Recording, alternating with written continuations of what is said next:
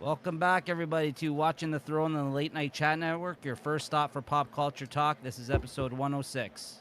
A little frustrating start here before the recording here today, guys. Peek behind the curtain, unfortunately, having a lot of technical issues.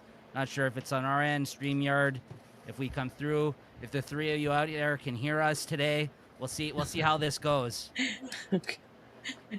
But welcome back. One more episode to go of House of the Dragon here. This is episode 106 of Watching the Throne and House of the Dragon Season 3, Episode 7, The Dragon in Winter.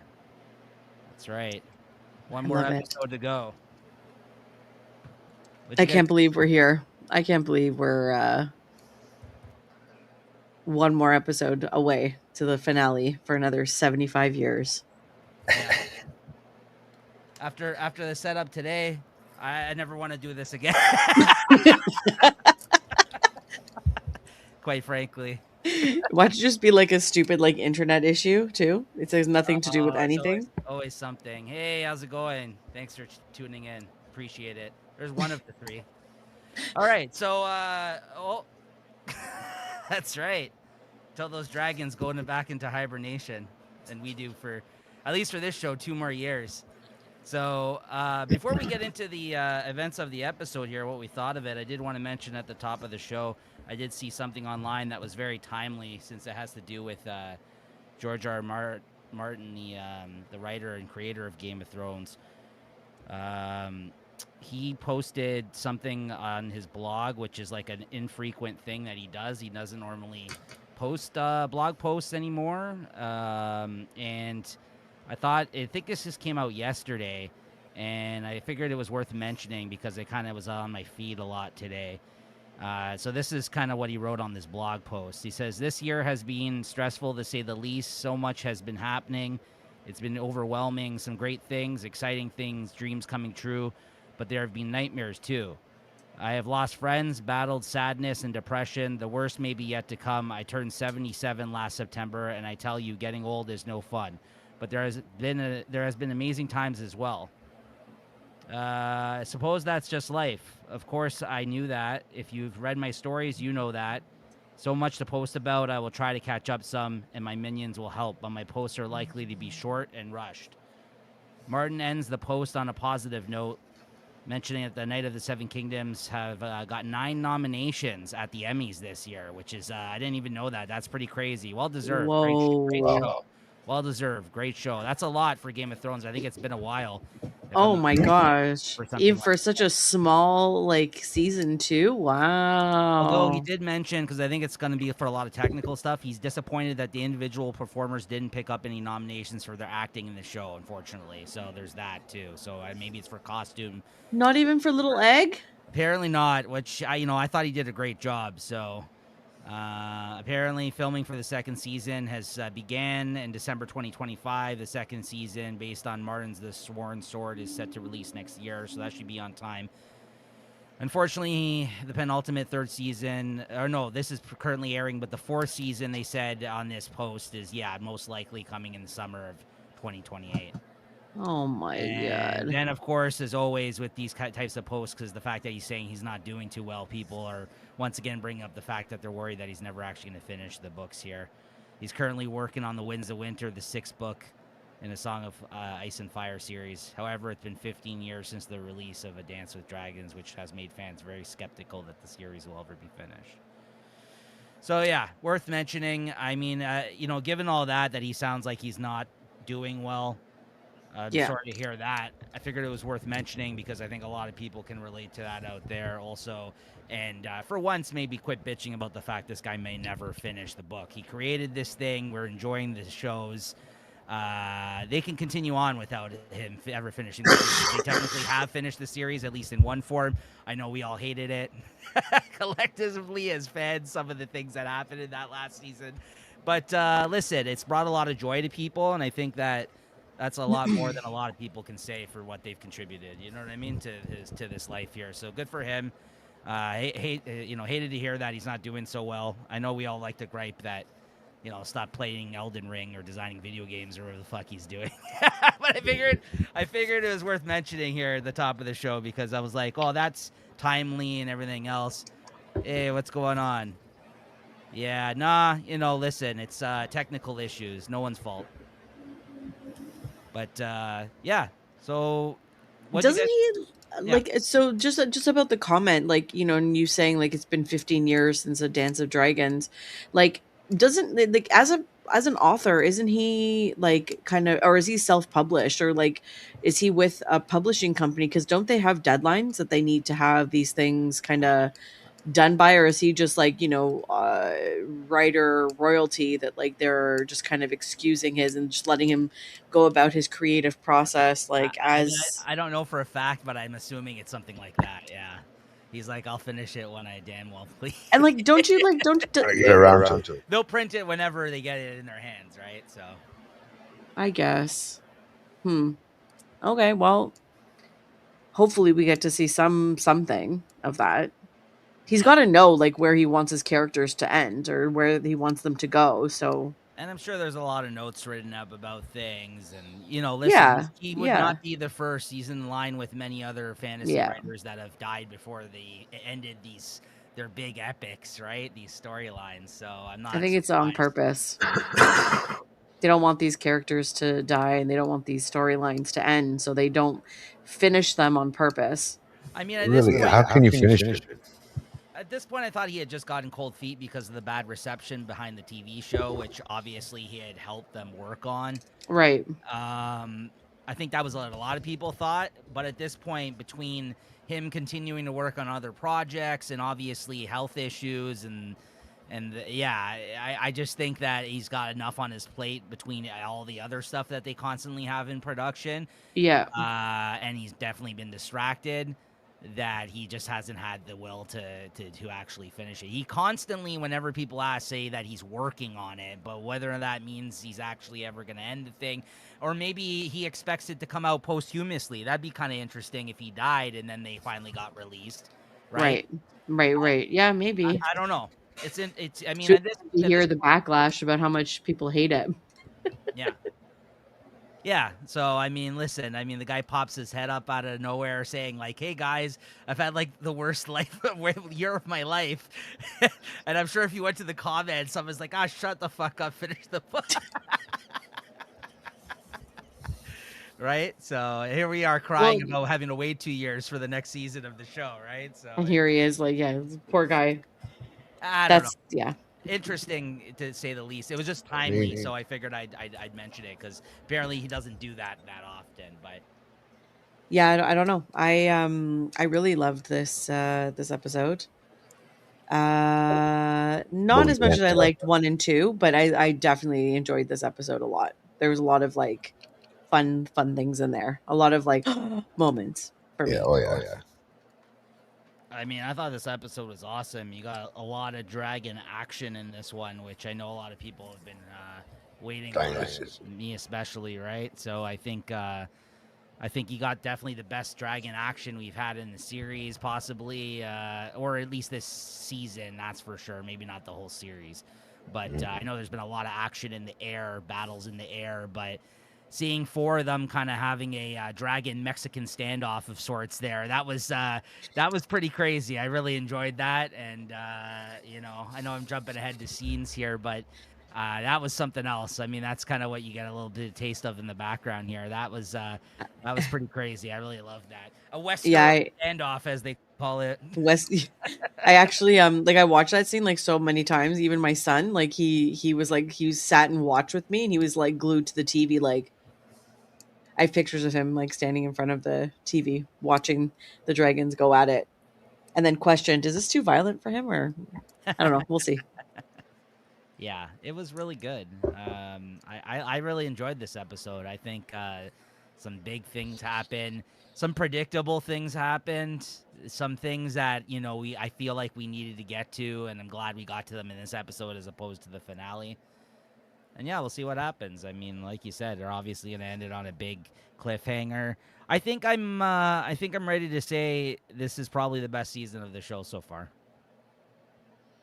Oh, okay. I think it beats the first season. I mean, I really, really like. It's been a while since I've seen the first season.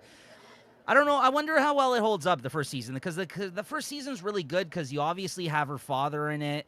You Yeah. obviously have the foundational kind of stuff of introducing all of these characters for the first time. But I feel like that was all just so new at the time and exciting because it was a new series that I bet you just because there's so much more complexity now to the storyline and the characters that I think that this is probably the better of the two seasons between the first and the third. It's definitely not the second. This might be the first. I mean, depending how the season ends, this might be the best season. I think, honestly, Yeah. it's been a while since I've seen it, but I think that would hold true. Minus like her father being in the first one, I think that's the main good thing that one has going for it. Also, the actresses that play that what's her name, Millie Alcock, who played Rhaenyra, young Rhaenyra, she was great in that season. So I don't know. It's hard to say. I really liked the first season a lot too, but I think that after the last season, this really stepped it up, and I'm excited to watch the show again now, like all in. Yes. Yeah. I don't know. I did really like season one. Not so much a fan of season two, but season one was great, and this one is obviously a really great season too. So, season three, yeah, as well. Yeah. So we'll see at the end of after next week. I guess we'll see if my mind has changed, or where we're gonna be going into four. Very Yeah, exciting. yeah. So yeah, I guess without further ado, if you did want to get into it, Christina, great job once again. She took the notes for this episode, and thank you for that. And No, no yeah, problem. if you wanna take us through the scenes, go for it whenever you're ready. Unless anybody else has anything to add. No. Yeah, so again we got another title scene change. There was after the scene in the tapestry in the opening credits where Rhaenyra is standing with like her council kind of and the small folk and whatnot, there was like this quick little snippet or this little addition of two men in wearing black, surrounded by blood, and they were back to back, like laying or sitting on the ground, and the tapestry flips, and it is two men in green covered in blood. So I think there's speculation that the two men in black were Jacaerys and Lucerys, Jason Luke, Rhaenyra's boys, and then when they flipped, the two men that are in the green are actually Gwaine and Daron. So again, usually we don't see things in the tapestry that already haven't happened, but there has been speculation that there might be some future predictions in this opening scene. So that was in a new addition. And then also the addition of Kristen Cole with the arrow in the face. Kind of poetically, like he's in a circle of flowers, and also with the star or the sun of the sept or whatever, like the religion that they follow. So it kind of looks very saintly and very like kind of beautiful in a weird odd way, but also very uh directive of like a high tower as well. Like he's surrounded by flowers and green and stuff. So anyways, that was just the other addition to the opening title sequence. So that's nice to see as well. But the opening scene of the actual show, we have Helena. She's in the front courtyard of the Red Keep with a gray mare or a white horse, or gray or white, and an empty cart. It's really dark, but the gates open, and seems to be the sun is shining through the gates. We don't know what she's looking at, but she looks kind of afraid.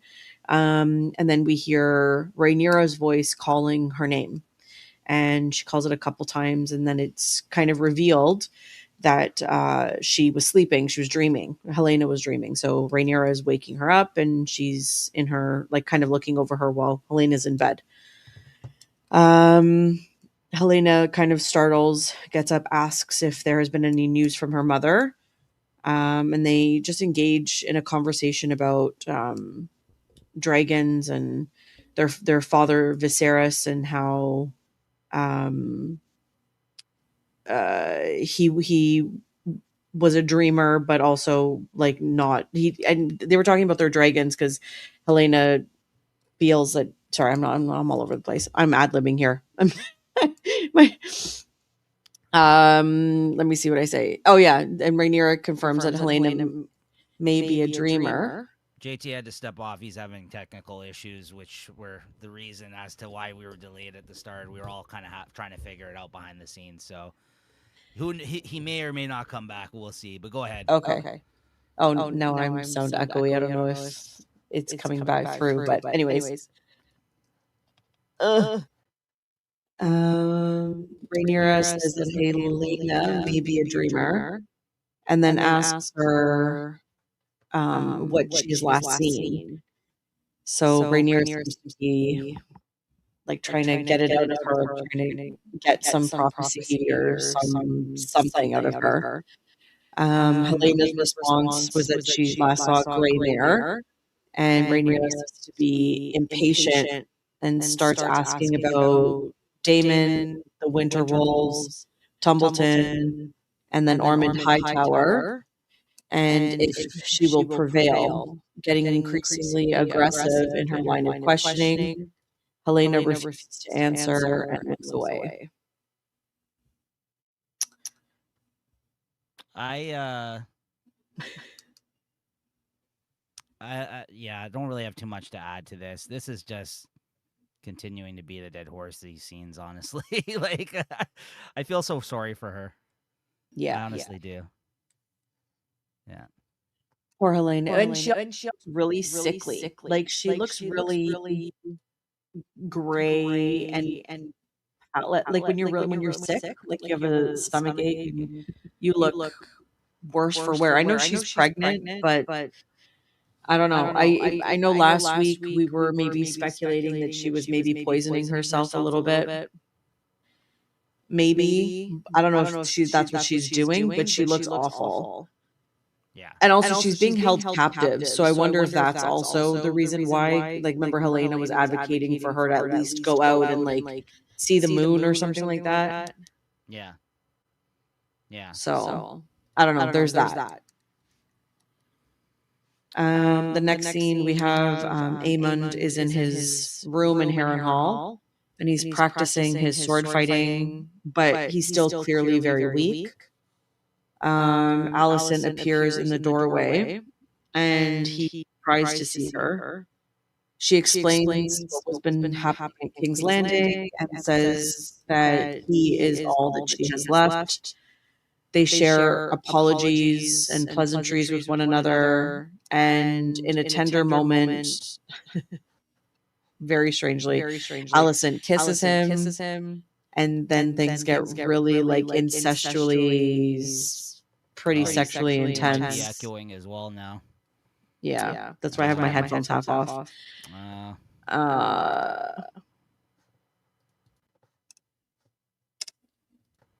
So Alicent and Aemond, they begin to have sex.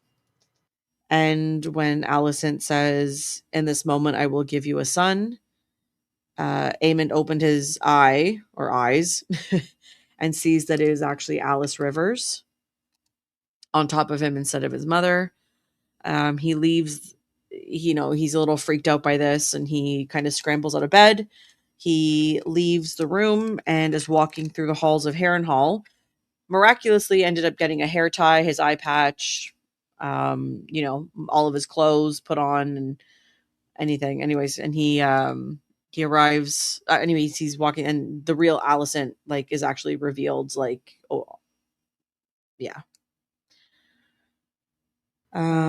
We get another scene of the Northern armies, like the Winter Wolves and all the other Rivermen, are marching along the King's Road, and the Winter Wolf leader, I can't remember what his name is right now, but Tommy Flanagan, the actor, he has Kristen Cole's head on an axe as he's marching along the road.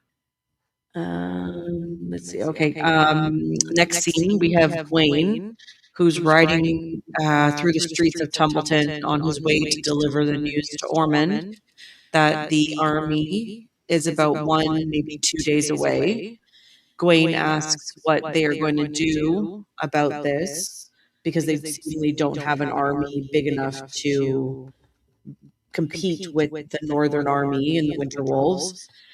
And Ormond says that he has another piece on the board that will bring the bitch to her knees. Gawain is confused and contemplative of what to do next. Mm-hmm.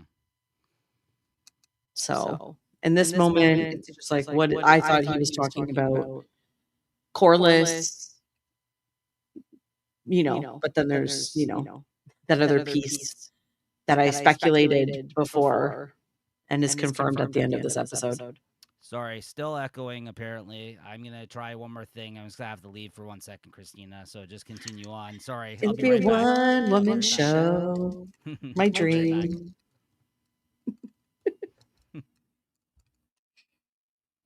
So what's up, folks? This is show business, I guess. You just got to roll with the punches. And my co-hosts will be here shortly.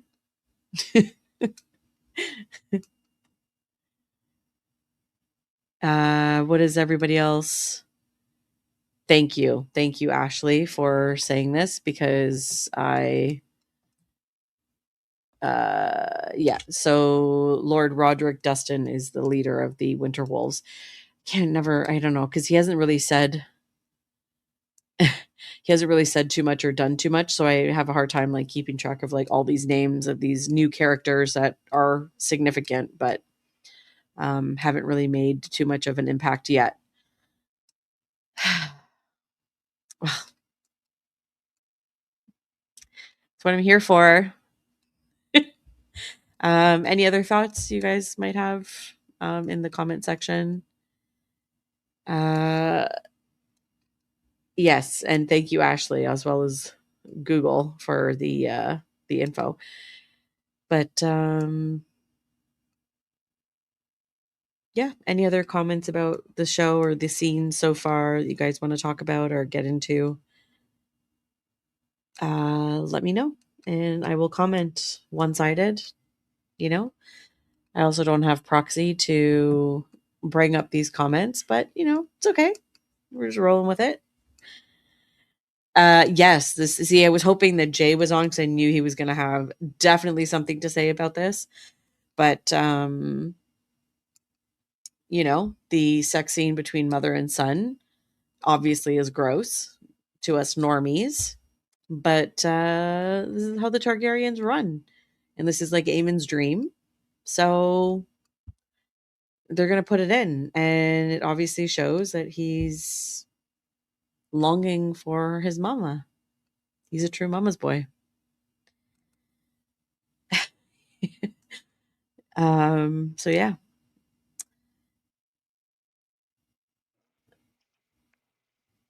And my co-host is back.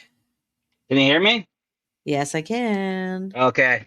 We're ready to rock now. Apologies, everybody. It's okay. I just got it on my, it's a one-woman show. No big deal. All right. Keep going.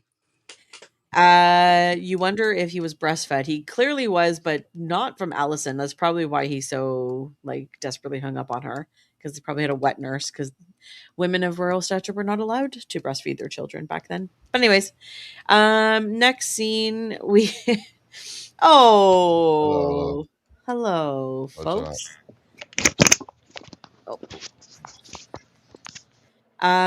So the last scene we talked about, Jay, no, you were in the comments, was Gawain and Ormond in Tumbleton. So the next after that is we get this really cool shot of the Vale, and we have Caraxes and Daemon flying to meet with Lady Jane, Aaron, and we see Daemon storm into her throne room, and he demands to know where his daughter Rhaena is and why Jane didn't keep her locked up until he arrived. He obviously sent word to her, or she sent word to him about sightings of Rhaena and Sheepstealer in the small adjoining towns. And she obviously says, like, yeah, you try locking up a dragon rider. And, they talk about how she feels like she's in, it's too dangerous for her to not tell Rhaenyra at this point about her harboring this like person. And Daemon just pleads with her and actually says please when he asks her to give him one more day of trying to figure out the Rhaena situation of it all. Thank you, Anna. Thank you. No, but these guys are great. I couldn't do this without them. No, Christina carries the whole thing. Oh no. We're a team. We're a team effort. Today you are, absolutely. Or me and Jay are just getting frustrated behind the scenes here. Go ahead, especially me. Lady Jane reveals that the last sighting of Vhagar and possibly Rhaena with Sheepstealer would have been in a small town called Fairmarket. And before Jane can finish her sentence, Daemon storms out. Any thoughts on this scene? I love Daemon, man. This episode even solidified it even more. That's all I have to say. I don't know. I just love this guy. I think he had some great moments this episode. Oh yeah, for sure. Yeah. Jay? But you went to the scene. You went to the scene about them making out. I mean, him and his mom. Is it you got? Oh yes, we went there and we very quickly had to go through it because technical issues. But yes, do you have any comments about that scene with Aemond and his mother and his girlfriend? And yeah, it was pretty disgusting. That's an understatement. I'm loving. I told you I'm loving Harrenhal. I don't know what it is about it. Right, there's some sick fascination I have with Harrenhal, and this is just helping. I don't know why this kind of weird shit is just helping that cause. I don't know why. I'm just a big fan, and that whole scene with the witch and switching into his mother, and I don't know. It was kind of awkward to watch because being a mama's boy is kind of I know what the feeling's like, but I mean to the point where you don't want it to be that like we don't need any more like Oedipus like complex. Still on the tit, yeah. Like, I mean, yeah, we're gonna have some. What do you call that? Moon. What was the guy on the Game of Thrones there that was sucking on the tit until he was like 15? Oh, Robin, Aaron. Yeah, Aaron. Yeah. That's right. All you Targaryen boys. Yeah, that's all weird. You want is one thing, is to do your mother. That's pretty messed up. But Robin wasn't a Targaryen. No, I know, but what the quote that was said in that thing, she said it. All you Targaryen boys, all you want is your mother. Oh, is the one thing. Oh, is the same thing. Oh, yes. So, all right. But yeah. So after the Vale scene with Daemon and Jane, we're in a field with Baela and Adam, and they're they've been out scouting and looking for Vhagar and talking about how it's seemingly become like an impossible task to find this dragon. And Adam asks Baela if she would speak to Daemon. Adam asks Baela if she would speak to Daemon about like confirming or solidifying or validating their name being Valerians. And I guess Baela, and anyways, they were talking about the importance of that. Should they meet a highborn lady and they marry, at least they have legitimate names and something to offer them. And Baela assumes it's because Alan said something to his brother, but they have this very confused look. Adam has this very confused look on his face, and then they're both looking at each other very confused, very awkward. But then Poor guy. The dragon starts screeching and hollering and whatever because they see a dragon in the distance that Baela recognizes as Sheepstealer. He got cock blocked by his own brother. That's pretty That's hard. gonna be such an awkward conversation in like the next episode or two or whatever. Like it's so awkward. At a family dinner. I mean, listen, she just wasn't feeling it from this guy. I mean, it's you can't blame her. I mean, this guy just wasn't bringing it enough. Although she does seem to be stupidly blind to the fact that he's into her for some weird reason. I don't know. Like, I Maybe don't she's even just know. not into the dreads, bro. Maybe she likes the bald guys like us. I really don't know. I really don't know how she can be so, like, to even spill the beans in the way that she did here. Yeah, I felt pretty bad for him in the moment. I'm like, come on. You know? Yeah. I like he's laying it on pretty thick. Like so it's like it's kind of quite it does one like, how is she missing this? But I don't know. I feel like, I like personally like I've been in a situation where it's like I was this person like there was one guy who really liked me and I could not for the life of me like I did not think that he did at all. So it's like it happens like it does Yeah. happen, but it's not like Don't they call it the friend zone? but it was unintentional like because then after the fact like when I found out like I was like oh I had no idea, but then he had a girlfriend and it was like a weird situation after that. Like, but it does happen. So I'm it's not just doubting whether strange. or not it happens. It's just I don't know. It's in typical Game of Thrones fashion. They're able to somehow make it even more cringe than it needs to be. Like it was just like he was like the fact that she like spilled the oh what he told you what are you Oh, talking about? did your brother talk to you about it? It's just like, girl, no. Like what? He's like, well, we may have to get married if we could we could use the name or whatever. And she's like, oh, so your brother told you? What? I don't know, man. I felt bad for him in that moment. I'm like, wow, this guy sucks. Yeah. And meanwhile, he's like, I mean, both the brothers are doing great things for Rhaenyra, but like Adam is literally like, working his ass off, like trying to anyways, good guy. Good guy. We're back to Harrenhal for the next scene. Alicent and Aemond are walking to the front doors or the front courtyard or where the weirwood tree is in Harrenhal. Dead And man. Alicent is explaining how she escaped King's Landing and how she made it to Harrenhal with Sir Adrian. Aemond looks like he's not even paying attention. He's kind of lost in his own thoughts, walking ahead of her, walking really fast. But then he kind of has this moment of suspicion and he kind of stops abruptly, turns around and kind of touches Alicent's hair to make sure that she's like real. And she says the line that she says in the previous scene of "You're all I have left." And it kind of like freaks him out a little bit because that was a dream or hallucination and this is like real life. And she said the same thing. So he's kind of freaked out by that. He kind of takes a couple steps back. And anyways, they keep Which knows?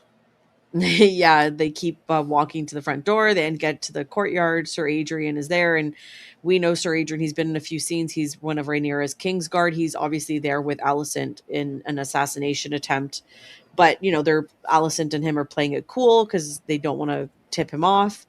They size Aemond and Adrian kind of like size each other up. There's a little bit of tension in the air, but it seems like it's going well. Alicent thinks that Aemond is buying the story of him protecting her and bringing her to safety and all the things, but within like split second, like Aemond like kind of just takes out his dagger and stabs him like through the chin and into his head and kills Sir Adrian. And Alicent is looking like horrified and shocked that this has happened and all the things like are running through her face. And as like Fucked it all up. as Aemond is like wiping his blade on this guy's like tunic, and apologizing, like, "Oh, sorry, mother." Alice Rivers comes out through the thing and she's like, "Oh, great! Like, you're just in time for supper. Like, this is like another day. Like, no big deal." Who is this woman? You know? Your friend over there. Oh yeah, we'll get into that. That was a great scene. Hot take kinda, but I think that Harrenhal is where plots go to die. I think these plots just come to a screeching fucking halt in Harrenhal in these seasons. I hate to say it, like this one's a little bit more interesting than fucking what's his name, Damon fucking tripping out all last season, and then just like yeah, that way better than that, and way better use of his character this season. Thank God, because that was just a waste last season. It was. But It was like 7 episodes too long.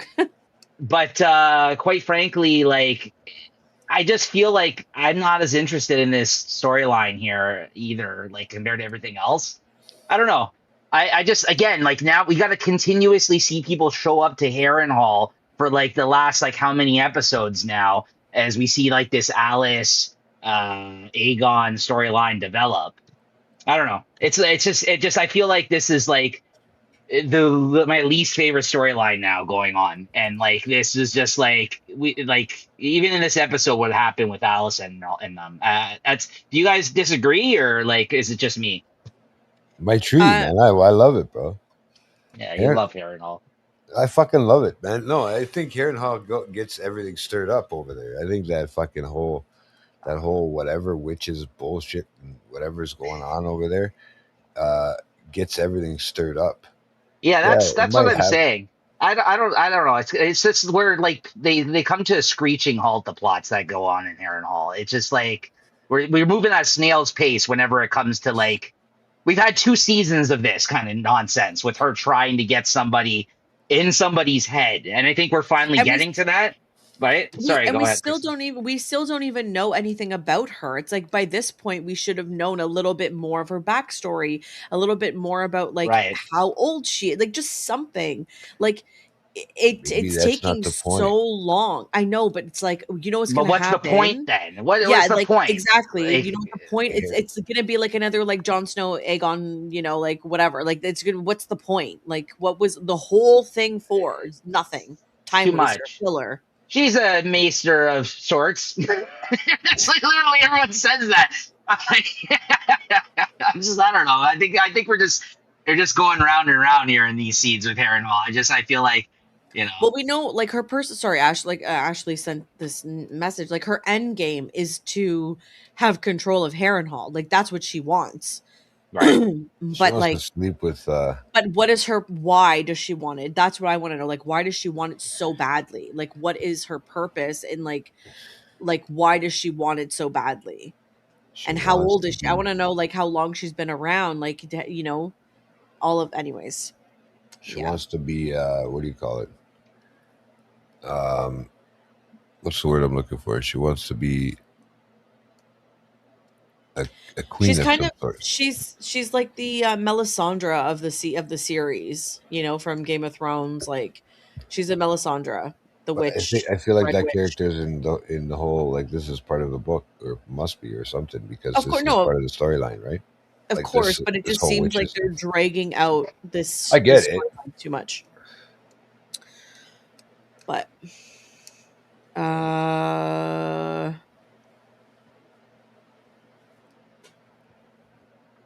yeah. No, but I think she's there's that lady from the beginning in there having that round table. Yeah, well, she was given it here. I don't know if she's gone over that scene yet. But no, not yet. So you just left off with him stabbing that guy and killing him. That came with her messenger. Yeah. Yes. The next scene it's her coming escort. Up. This council scene is coming up. But the scene after that is Ormond is having dinner with or a meal with Daeron and Corlys. And you know they're talking about Ormond is just, talking about random things, animal meat and just a bunch of random shit.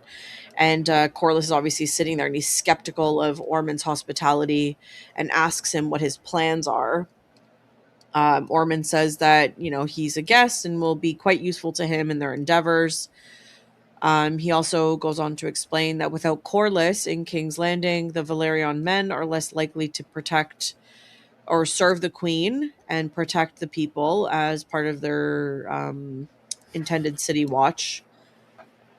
And thus it leaves Rhaenyra and the people of King's Landing unprotected and the chaos to just continue. So, after he smugly makes that announcement, Daron kind of stopped and looks at him and was like, well, how will that help? Like, when the winter wolves are clawing at our gates. And Ormond kind of looks on like a little frustrated and a little annoyed. That Daron probably spoke up and like spoke back to him, or spoke back in a kind of challenging way. But also probably because like he probably hasn't thought this far ahead and has no idea how this will help. He's just like acting on impulse. Ormond's starting to become one of my favorite characters again. He's a great character. Just the acting style alone.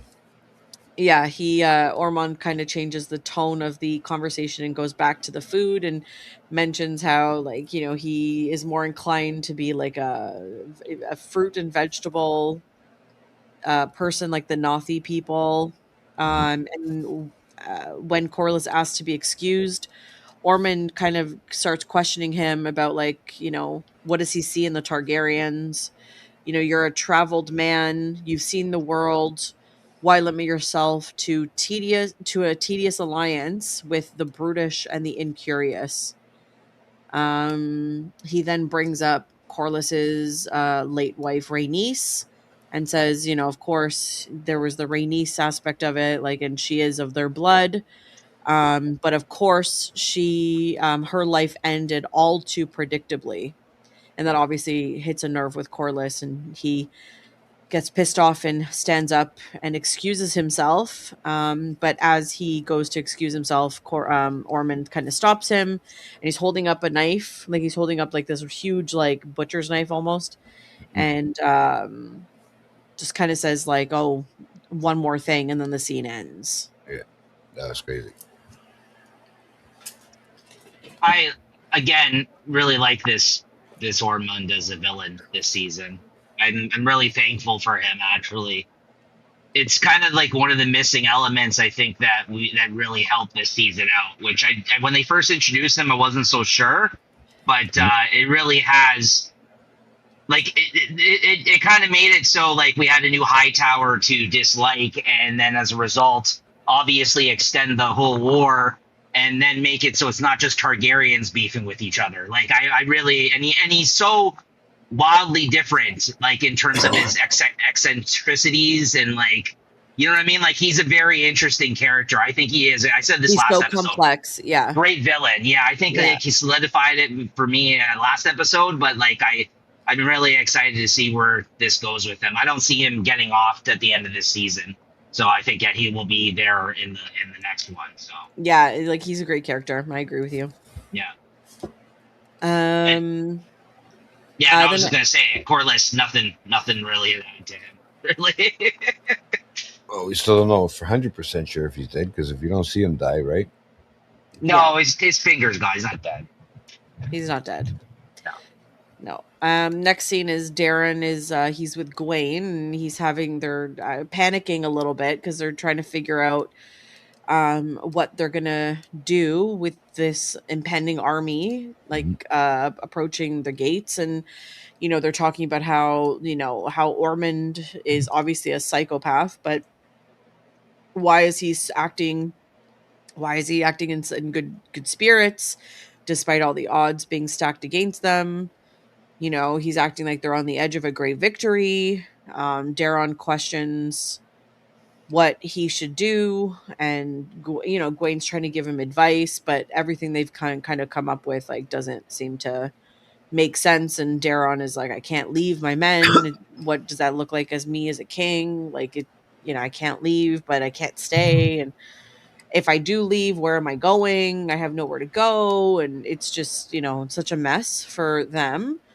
And he also reveals that he's not afraid of being insignificant, and that he doesn't care if Rhaenyra keeps her crown, which I kind of felt was always been the case. Like he never really cared, but it's also solidifying that he like doesn't want to be king, and be in this position either. So there's so many people I realized from this scene that are being used as pawns. Yes. There's so many characters that are only being leveraged right now in order for somebody else to help get the throne. Like Alice Rivers and Aegon, this situation. Sorry, Alice Rivers and Aegon. Aegon. Sorry, Aegon and Larys, or maybe to an extent Lannister now. Tywin like everybody is leading around one of these Targaryens in an effort to basically take the throne for their own. I don't think any of these guys, like, by the end of this, are gonna want it anymore. Like, because, like, I think, like, ultimately, that's what everybody's doing. I never really saw that theme until, like, honestly, this episode, and maybe that's bad on my part, but at this point, it finally clicked for me. I'm like, everybody's being leveraged here in order to. Yeah. Yeah, 100%. Yeah, it's kind of sad, and then you have like especially like the innocent ones who like really want nothing to do with it or being like thrown into it. And I really like Daron as a character, so it's just like I think he's like a really sweet character. I don't know him very much, but like you see little bits of his personality coming out, and it's just like he's so not like his like Siblings? deranged brothers, and it's really sad that he's put in this position. And even Gwaine is like a little bit redeeming too, but Yeah.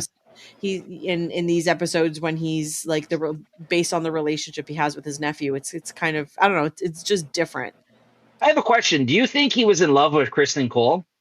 No, I think they were just companions. I think, well, not companions. I think they were just like wartime buddies or whatever. I don't know. By the end of it, I think he had like more than respect for him. I think he actually truly like loved him. Like lovers loved him. Do we know that he likes other guys? I think that it doesn't even have to be an ass. Like, I think that's Ormond being a dick, like just making comments like that. But it very much could be. But I don't even mean to say love in like a gay way. Like a man, like it could be like he actually like loved him, like a brother almost. Yeah, exactly. Like I think he really had a lot of respect for him, and then he didn't at first. He hated him, and then towards the end of that journey. Like, I feel like whatever happened in that moment between them when he basically led his army to get killed and he ran off, I think he's grown even just from that experience. Like, I just, yeah, like you said, like he's been much better in this setting than he was when he was with Kristen the whole time, I felt like it's interesting how he switched up these last couple episodes. To Christina's point, I actually really like him as well now too. Which I didn't before. I didn't really care for him, but I feel that certain experiences change people. That's what I mean. Like I feel like that's what happened with this guy. Like at the end of that whole his experience with Kristen, and I think like he had a lot of love for him. And seeing this guy go off the deep end in the way that he did, I think it really messed with him. And now that's why he's like coming back and trying to pick up the pieces of like whatever's going on here, right? So I don't know. I think he's lost, quite frankly. Trying to keep that. Well, you think about it, it's like how like his whole family is being like ripped apart. Yeah. Yeah. Like his sister is now held hostage. His nieces and nephews are being hunted and killed, for just existing. And like, obviously, wanting to, anyways, his father's dead. Like, it's just, he's taken on a different role now. 'Cause now he is like head of his household. I don't even know if he knows that Otto's dead. Like, does he even know that yet? I don't think so. They alluded to it, and I think they all spoke to him as he spoke about him as if he were still alive. Yeah, like in the last dinner, So I don't know, but yeah. If I'm not mistaken, Corlys knows that he's dead. No, and he's there right now. Yeah, I don't. Yeah, he knows. He should know. He sat at those council meetings. He was back. Like he would have known or heard about it. Oh yeah, because that happened. Very early. Yes, episode 1 or 2. Anyways. Yeah. Yeah. Okay. Next scene. We're with Rhaenyra, and she's sitting with her council in a meeting, and she's very impatiently tapping her finger on the chair as Sir Torrhen Manderly is complaining about his home being desecrated by the townspeople of King's Landing. And, he's complaining because he's someone who's been named as the person solely responsible for the financial state of the crown, because Rhaenyra mentioned it to all the petitioners that it was the Master of Coin's fault that there is no properly funded money for the townspeople. And he's pissed about this. He's so upset about this. He mentions feeling that he was installed there as some sort of scapegoat, and Mysaria like awkwardly takes a sip of her wine and looks away like, Yeah, Yeah. yeah, Yeah. you. You think you're clever, Manderly? Rhaenyra is just like, hey, what would you like Throwback. me to do about this? What anyway, she just ignores him and she goes to Alan, like she looks at Alan and asks if there's been any word from Lord Corlys about the additional Valerian men to come help with the Kingsguard, the City Watch. But Alan says no, that there hasn't been any word. She goes over to Maester Orwyle and is like, any word from Harrenhal about, the assassination of Aemond? And he also shakes his head and says no. And then she looks to Daemon's seat and she was like, and where Daemon is not here, seat is empty. Like, where is he? What is happening? But Orwyle explains that the dragon keepers said that he flew away earlier in the morning on an excursion of his own. Mysaria is kind of looking on like a little inquisitively, collecting her little Thoughts. meddling. Alan reveals a little bit of news to Rhaenyra that the river host, basically the army, is about a day's march to Tumbleton, and that whatever Valerian men are around or close by will arrive on the morrow. On the morrow. Manderly is continuing to complain and goes on being talking about not being disrespected, and Lady Sabitha Frey kind of pipes up in this moment and asks if Sir Adrian is successful in killing Aemond, what is to be done with Harrenhal. And in frustration, Rhaenyra is like, just take it. Just, Sabitha is a little taken aback by this and asks, like, what? Anyways, Rhaenyra confirms. She said, return to the twins and take whatever men you have left and go to Harrenhal and claim it for yourself. She's obviously, Sabitha's very happy with this news. And Tormund Manderly is still in the background just chittering away. It's really funny. Like these council scenes are fucking so disorganized and hilarious. Yeah, it's like peak Game of Thrones, these council meetings, and I loved his reaction too when she like totally ignores him when Mysaria takes that sip and he asks if he's just being used as a scapegoat, and like she just literally just carries on and continues to ask questions, and then it cuts back to him and he's just like I just asked a question, like no one's answering me, like so much like great acting, just like by not even saying anything, like the frustration on his face. He's just it's like, natural. I proposed a tax and it fell on deaf ears, or whatever the hell he said, like whatever the hell he said, where he's just like no one cared. Yeah, yeah. Yeah, I love him. Yeah, no, it's very natural. Like the scene with this merry bunch of misfits over here. But also in this scene, Adam and Bela kind of come into the council and they excuse themselves and they tell Rhaenyra that they've seen something strange. Rhaenyra asks if it's Vhagar, and they confirm that no, it's not Vhagar, it's actually Sheepstealer.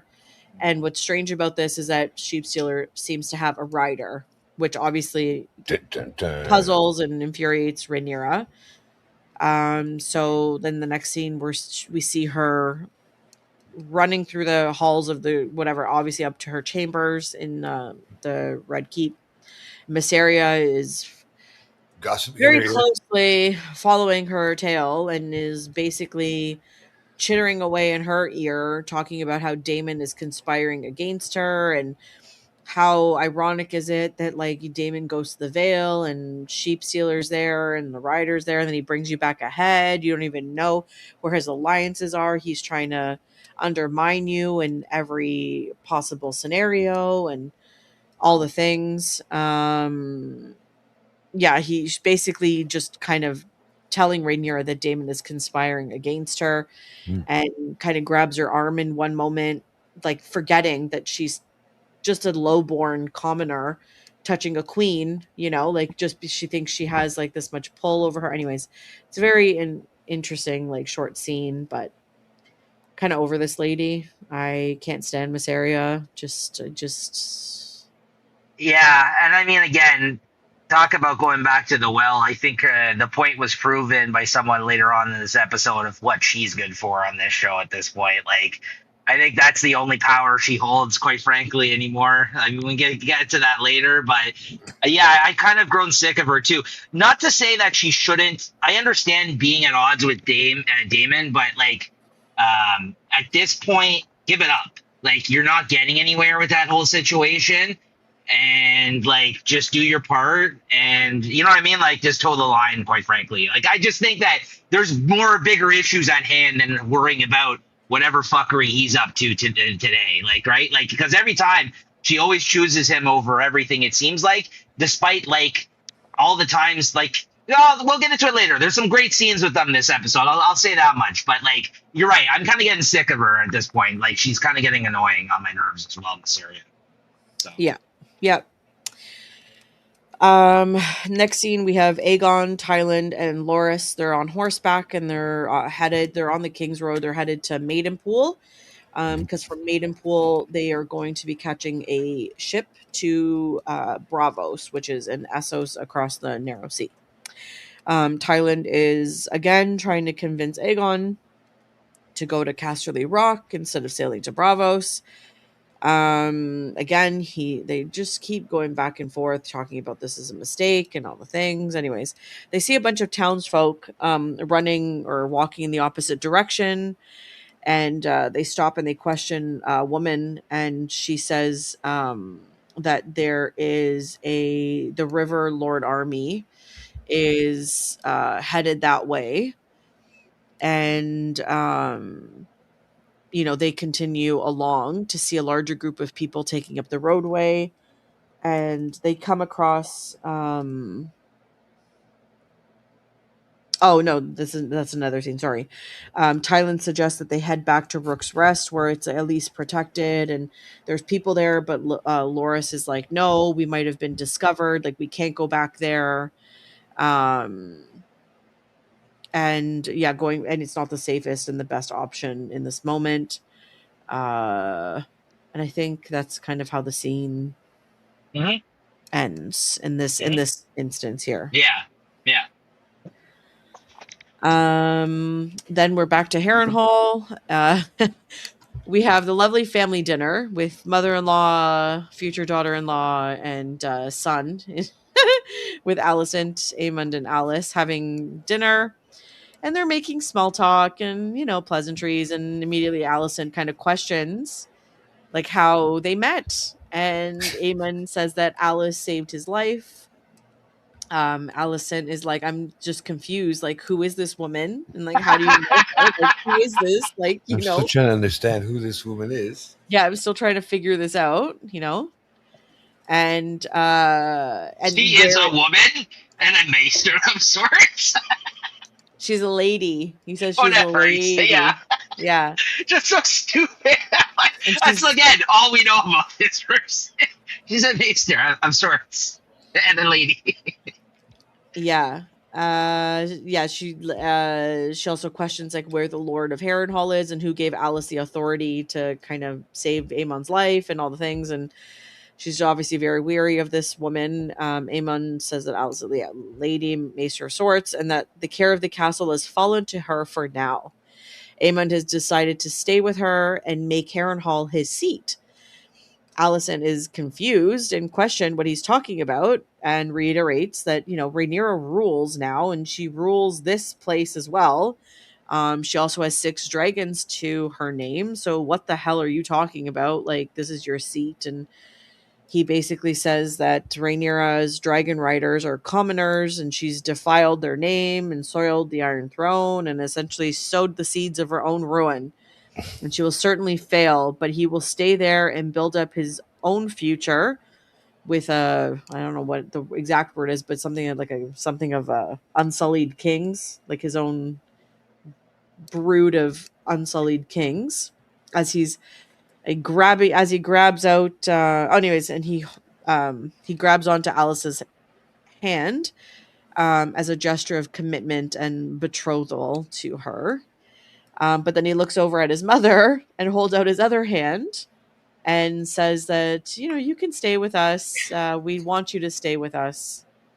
And, Allison's obviously very uncomfortable in this situation, but she does grab his hand and hold on to it. And but Alice is not into this plan and suggests that, she, like his mother, may wish to leave, maybe perhaps back to Old Town or go somewhere else. Allison takes this opportunity to suggest that she might leave to go get Helena, but Amon's like, nope, you will stay here with us. And Alice goes over to the fire and, in true wifey fashion, was like, we need more firewood, aka we need to talk right now. And so he kind of gets pissed off and pushes his plate away and storms off, and let me just get finish because the scene next is the continuation of this one. He's chopping firewood, and Alice kind of goes into that area, and he's like, I will not be talked to like a child, and can't tell me what to do, or will not be scolded and reprimanded like a little boy. But Alice warns him that she feels like Allison is there to do him harm. He refuses to accept this and says that, this is my mother. She's my blood. She would never do that to me. And then Alice says to him, my designs for our future did not include your mother. And he's like, oh, well, there's the truth of it then. You want me all to yourself. Anyways, Alice is hell-bent on the fact that Allison is there to do Aemon some evil, but he refuses to believe it. End scene.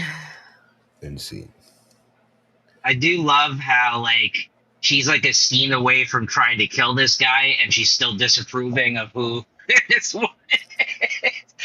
Who cares? You're about to kill your fucking son.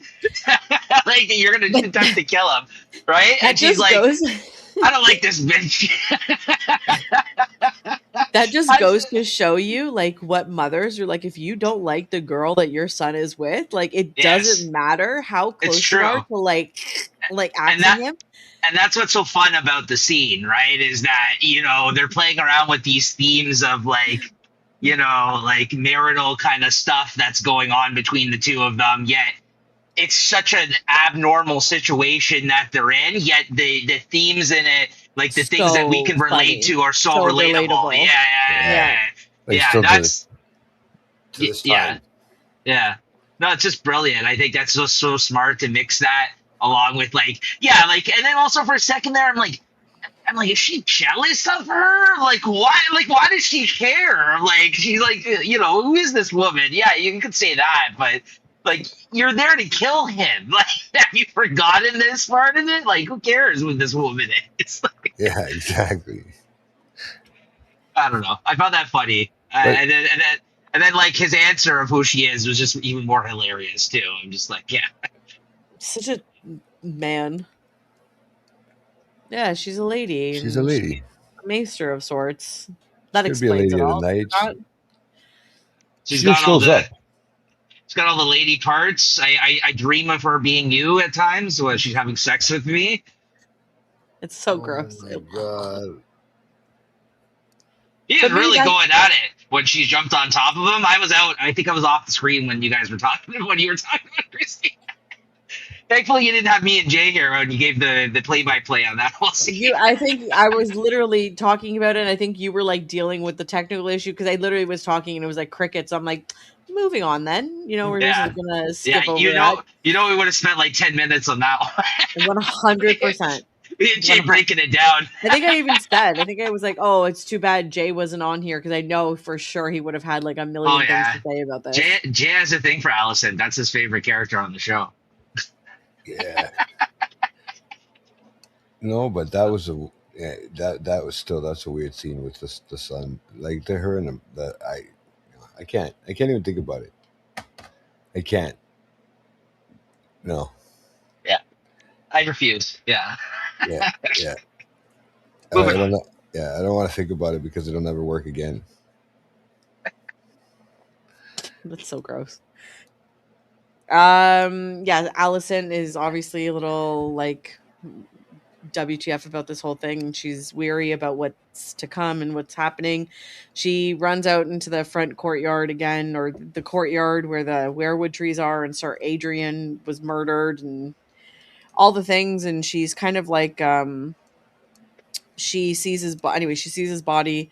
She kind of pats him down, is looking for a weapon of some sort, and she finds a dagger and she kind of holds on to it. But then as she spots that she sees that she has the dagger in hand, she looks over and she sees a bush of berries. And then the scene kind of ends. Ever resourceful. I mean, again, I got to give her. I got to commend her for trying to do something yet again in these situations that she gets thrown into, Allison. But this wasn't one of her She more tried. successful ones, unfortunately, as we know. Right? Well, But look where the berries came from. The foot of the fucking tree. oh my god.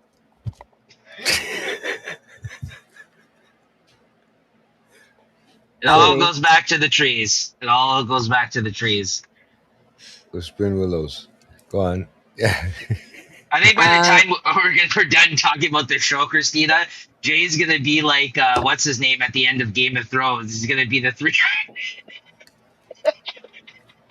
He's gonna be in a wheelchair. I see y'all. What are Yeah. you? Don't worry about it. Like, explain your powers. No. And he'll still be having technical difficulties from wherever he is. No, I think it was coming from my end. That mystery is yet unsolved. We're gonna blame StreamYard and we're gonna carry on. Yeah, we're gonna carry on. The next I'll be right scene. back. I'll be 1 second. Sorry. Okay, that's fine. Yeah. Aegon runs into Tangletongue, Tom Tangletongue, and That's asks, a pretty cool last name. Tangletongue. And asks what's going on, because I guess they got closer to Maidenpool, and there's more people leaving and fleeing, and he explains that Lord Mooten, who is the Lord of Maidenpool, has dispatched his own army, and that they are marching in haste, going town to town looking for Tywin Lannister and the Queen's gold. Because as a refresher, Tywin Lannister was the Maester of Coin on Aegon's council, and he was the last known person to know where the gold went for the king/queen. So Aegon dismounts his horse. Loras tells Tywin that he might as well surrender, and that it would give them time to get Aegon to safety. Tywin suggests that Aegon go with him and his men and ride hard to Casterly Rock. They both are begging Aegon to choose a path, but Aegon refuses and tells them that they must do whatever they have to do to save themselves, but he will run no more. He doesn't care if he dies, because he does not want to die fugitive or unnamed or unknown. He wishes to stay there and be buried as a king with his dragon. He does not wish the histories to say that he was slain by his brother. Tywin reveals that he will stay with the king in honor and protection, but Larys, fucking coward Larys, says that he will flee as he is a cripple and can offer no protection, but will ensure that Aegon's memory is lived on through song and story, and takes his leave. Oh, the cripple can't help. He said it straight. Have you heard anybody on this show sing songs about anybody? They keep saying this. I don't recall. I mean, there may have been some in Game of Thrones now that I think of it, but other than those fucking guys, the Maesters, like what's his name becomes, where they write everything in the fucking book of Westeros, where it has all the stories. I don't think anybody's singing any fucking stories of these people, quite frankly. Like, especially a fucking Targaryen. No, there's no songs being sung, but Yeah, I just love how everyone says that as an excuse. I'll sing your songs. And they just leave. It's like Kristen Cole thought people were going to be talking about him. We've already forgotten about him. yeah, who's Yeah. that?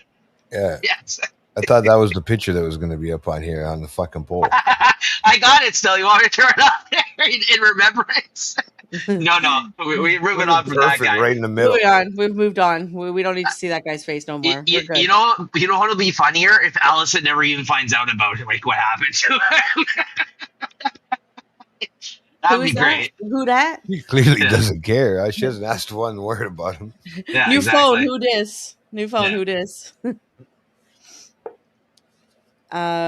Sheep. The next scene. The Is berries. this? Oh yeah, this is a great scene coming up here.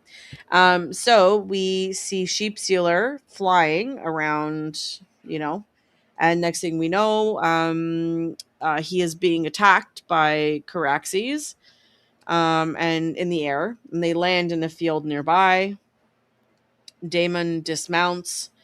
Caraxes and Rhaena dismounts Sheep Stealer. They kind of confront each other, but the dragons are both like freaking out, losing their minds. Both riders are desperately trying to calm their dragons down. But Rhaena kind of says to Daemon, like, please be careful. He will not heed me, like talking about Sheep Stealer because he's still wild and crazy. But the scene is so okay. Anyways, I'm getting ahead of myself because I'm getting so excited. I love this scene so much. But my favorite scene of the episode, even more than the last scene. My favorite scene of the episode, this one right here. Yeah. Flash. Daemon asks Rhaena what she thinks she's doing out in plain sight after promising to stay hidden. And she explains that she's out looking for Vhagar in an attempt to try to kill Vhagar and gain a small favor in Rhaenyra's books, as she cannot live hidden and sequestered by the people that she loves any longer. Daemon, shockingly, like, says to her, like, well, how can you possibly take on Vhagar? Like, you'll die in the process. And then she's like, then my debt is completed. And, she'll sacrifice her life to Rhaenyra because at this point she's so guilt-ridden about Jace. Daemon shockingly offers to help Rhaena, and she questions his motive as to why he would. And he goes on to explain that he remembers being young and not having a dragon as well. Also feeling, isolated. And when his mother died in childbirth, and his when he was 3, and his brother Viserys obviously going into grief and disassociating from him as well. So he felt very isolated and lonely as a second-born child. So he understands her, and it's kind of like a nice like father-daughter moment in this. Daemon is kind of a little like humanized in this instance. And just as like this is kind of happening, the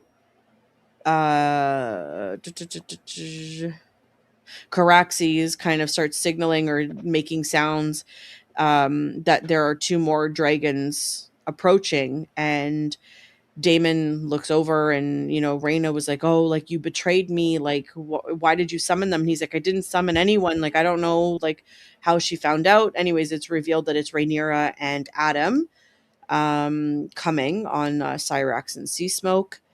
And Daemon tells Rhaena to run, because if she gets on Sheep Stealer and takes to the sky, that they'll take her down in the sky. So she has a better chance of surviving if she just takes off and runs. But in that moment, she's running. Adam and Rhaenyra land, and Rhaenyra orders Adam to go chase after the rider. So he jumps off Seasmoke and takes off running. Rhaenyra comes off Syrax, and she demands to know what Daemon is up to.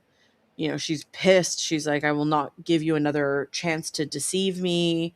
And he says, please, like, you don't understand. Like, I'm not deceiving you. Call off your dragon, because she gives Cyrax the command to stay vigilant in High Valyrian. Shout out to Duolingo, because I understood every word that she said to her dragon. Did you really? I wouldn't be surprised.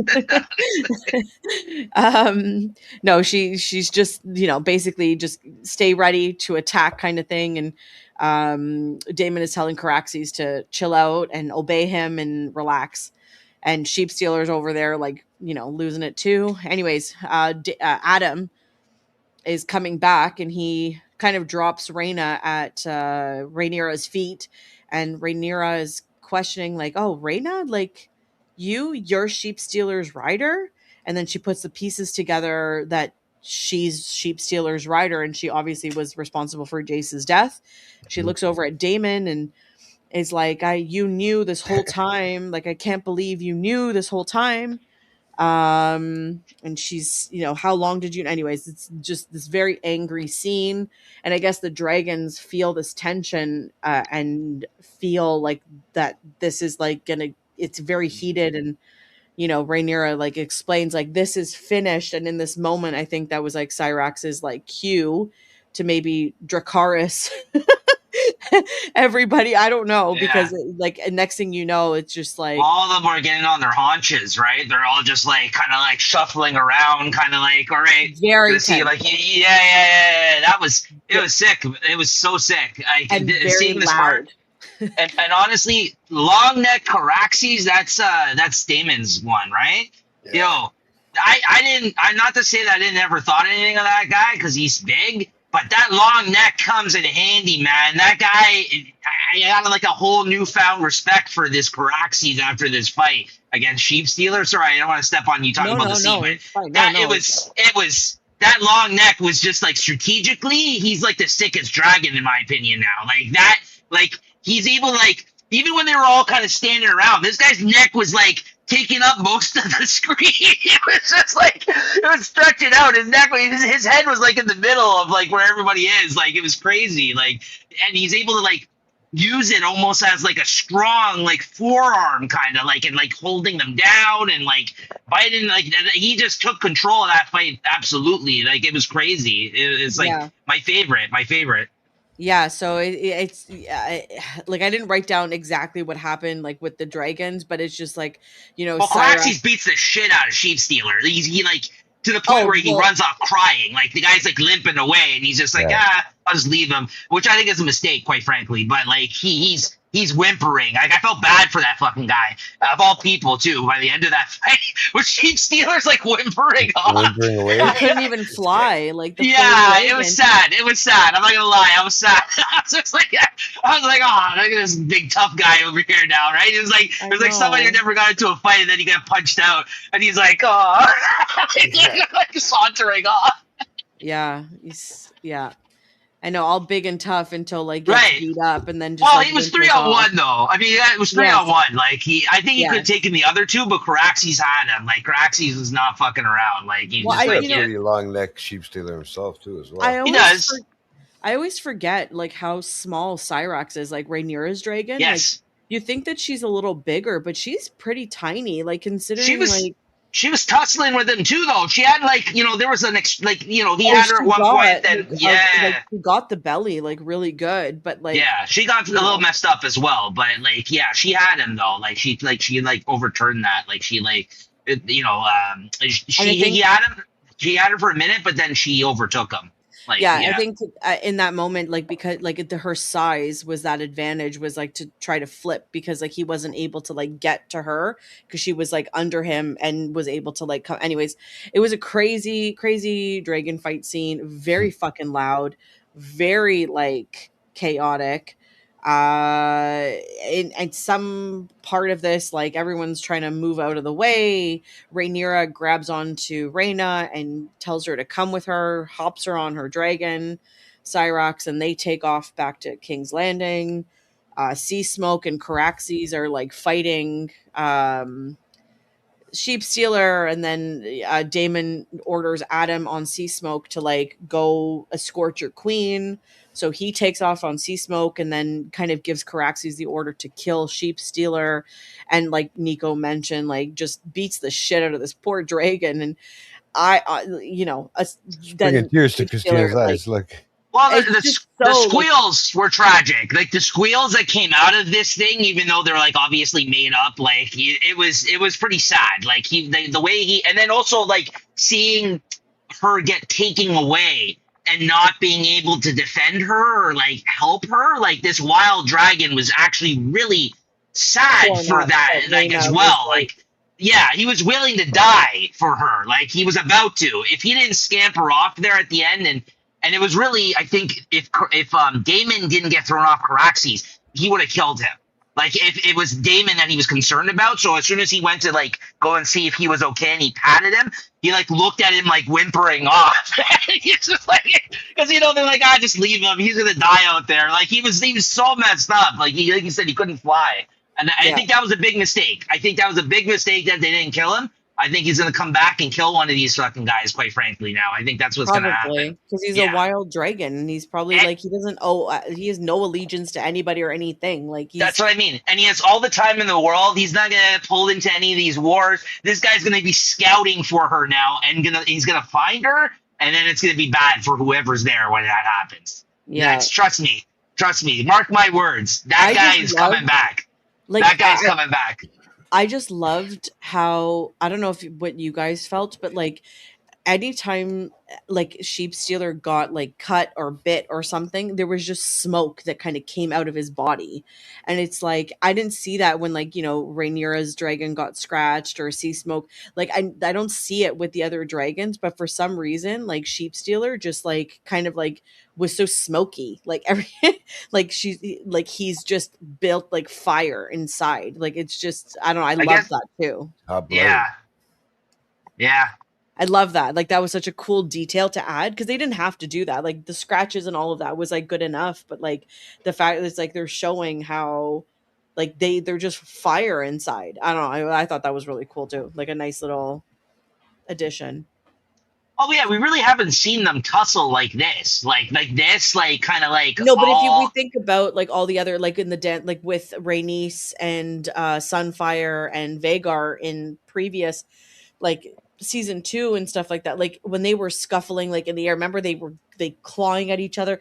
There was no smoke that was coming No. out of their bodies, not that I remember anyways. but a lot of the fighting has happened in the air as well, like you just said. Like we really haven't seen this right. much combat on the ground. Like yeah, not to say that it has anything to do with what you're saying with Sheep Stealer and everything. I just meant like it was cool to see them like in this kind of like fighting like as well, like because Yes, I don't think we've yeah. ever gotten this many dragons just fighting like this, like in the scene. And because at one point they all teamed up on Sheep Stealer before Adam ran off there. They were all gonna rip this guy apart. It looked like when he was squealing out for her, like it was game over for this guy. So quite frankly, Such he's a lucky cool to be alive. scene.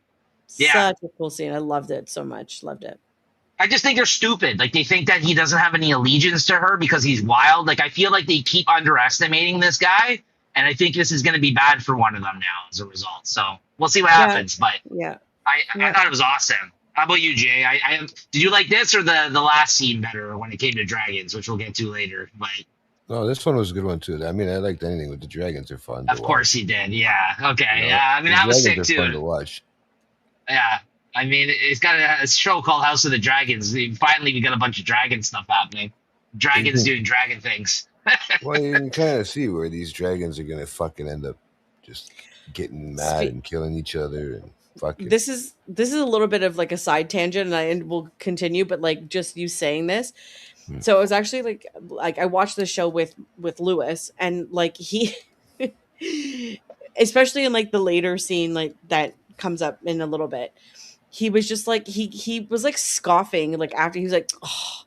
And I'm like, what? And we had this like debate or like argument a little bit like at the end of this, because he was just like, oh, of course, like, I'm getting so sick and tired of like the dragons being like the like thing that comes in and just like takes over. And I'm like, dude, you're watching a show called House of the Dragon. Like, he's just like, no, like, it's, you know, like, there's no combat, there's no, like, army, there's no, because the dragon always comes in and just, like, takes people out. I'm like, yeah, because it's called House of the Dragon. Like, But it's half the about fucking a season family. already.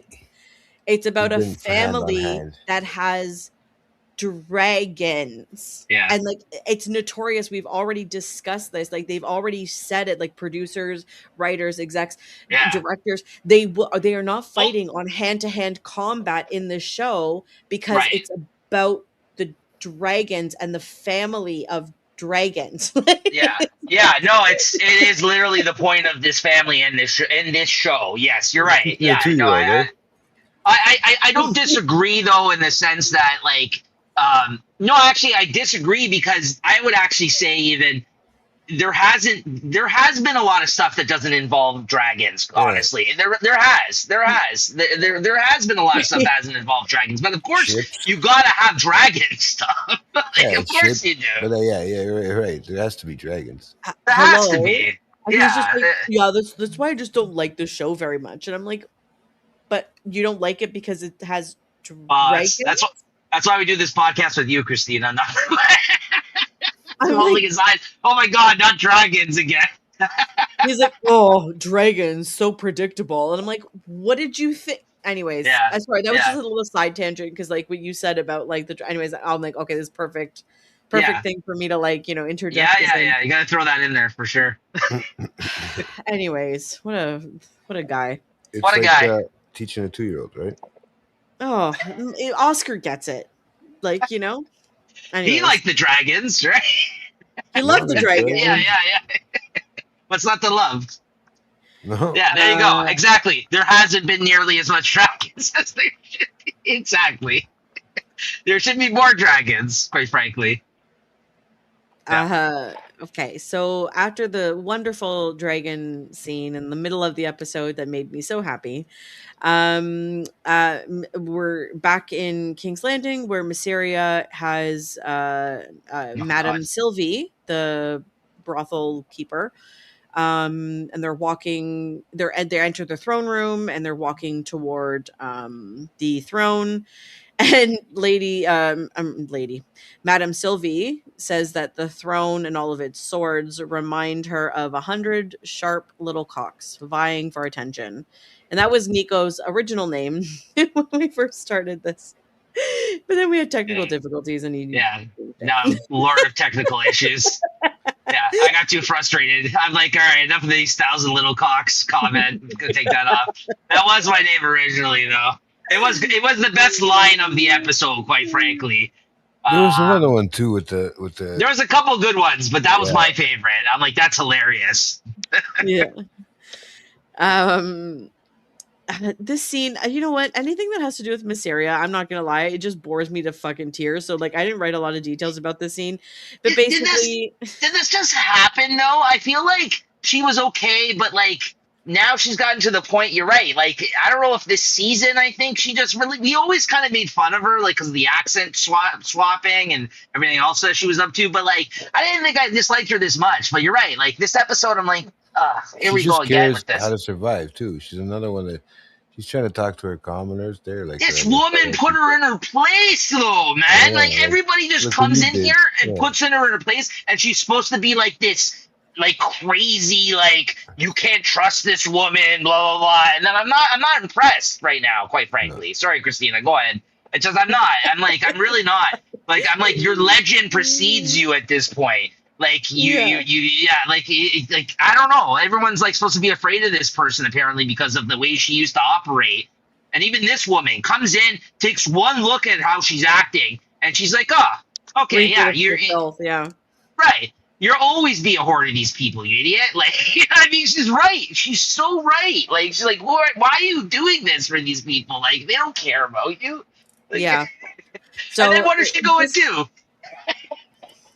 Sorry. Don't even, we'll get there. So, just to sum it up, Sylvie explains that the small folk are unhappy. Mysaria takes it upon herself to act as on Rhaenyra's behalf. telling Sylvie, "Oh, let the small folk come to me. I will bring this up to Rhaenyra when she's in a better mood to hear it. But like, I will be the adversary, or I will be the commissary, whatever the word is. Like that, just I will act in her place." And Sylvie kind of was like, "Oh, well, look at you, like." Yeah, Like, la-di-da. who appointed you with such power? Like, what do you talk? Like, who gave you this authority? And she just kind of is acting better than whatever. Anyways, Sylvie basically says, yeah, basically she's a fraud. She questions Miss Aria's intentions and essentially says it doesn't matter to these people, like you are lowborn, like to these people of higher A whore is stature, always a like a whore. whore will always and forever be a whore. And that's the She, scene. she put her in her fucking place in 2 seconds. She came in there. She got a whiff of how she's acting, how she's been like in this one moment, and she's like, "Oh yeah, you've changed. They've changed you. Listen to you over here." Yeah, she's so right. She's so Yeah. right. Oh yeah, she makes a comment. Madame Sylvie makes a comment about how like her outfit, Mysteria's outfit, is made of silk that's worth like a A year's month's salary or yeah. something Yeah, like that. and you're sitting there telling me like your shit don't stink, but you still care about us people out here. And then meanwhile, she doesn't get her way with her because she puts her in her place, and she's like, "Guards, get this woman out of here!" Like, Yeah. holy fuck! Like, really? Yeah. Yeah, Yeah. she read like, yeah, up and down. Just was just like, this is who you are now. Like, I don't want to deal with you either. Like at this point, like, yeah, Yeah. it was just wow, like scathing, fucking, takedown. Quite frankly, Yeah. There's just a quick scene of Rhaenyra and Adam and Rhaena arriving in the dragon pit, and Rhaenyra kind of orders a guard or something to give Rhaena a room, and that she doesn't want to see her again. And that's kind of like it. Just a quick nothing scene. yeah. Aemond is back in his room. He's practicing his sword fighting. And Alicent arrives with 2 goblets of spiced wine and tells Aemond that if her being there is a disturbance between him and Alice, that she has no problems leaving. She mentions that she's brought Aemond spiced wine similar to that he used to drink when he was a child and he had a hard time falling asleep. Aemond says that Alice doesn't trust Alicent, and Alicent like kind of like pleads to his innocent side and asks him like, well, who do you trust? Like, it's a mother pitted against girlfriend, who do you trust? Anyways, it was like very reminiscent of that. And then he reveals to her in that moment that he tried to kill Aegon, and Alicent agrees and says, yes, I know, and calls him a foolish boy. And they're Felt having sorry for him for 1 second in this scene. I'm not gonna lie. Yeah, I did a little bit. You know why? Again, just this whole pawn shit again. Like he's being led around by all these women for like reasons unbeknownst to him because he's just a fucking deluded mama's boy. Like he's got these 2 women in his life that are like just leading him around by the tail here. It's just like, you know what I mean? Like by the no, like he no. I felt bad for him because like what is his life at this point? He's not doing anything, I think, for himself anymore. And he's just like one his mother's trying to kill him, and you got this other one that's just playing with his head. sucks No, to it's be true. you. Yeah. No, for one hot second, I was just like, poor guy. Then I could care less because he's not a character I enjoy. Yeah, but I mean, listen, it's not for the reasons he wants. Yeah. Right? So he's still a despicable human being. Yeah, his sapphire eye is kind of sick though. Like it's really cool.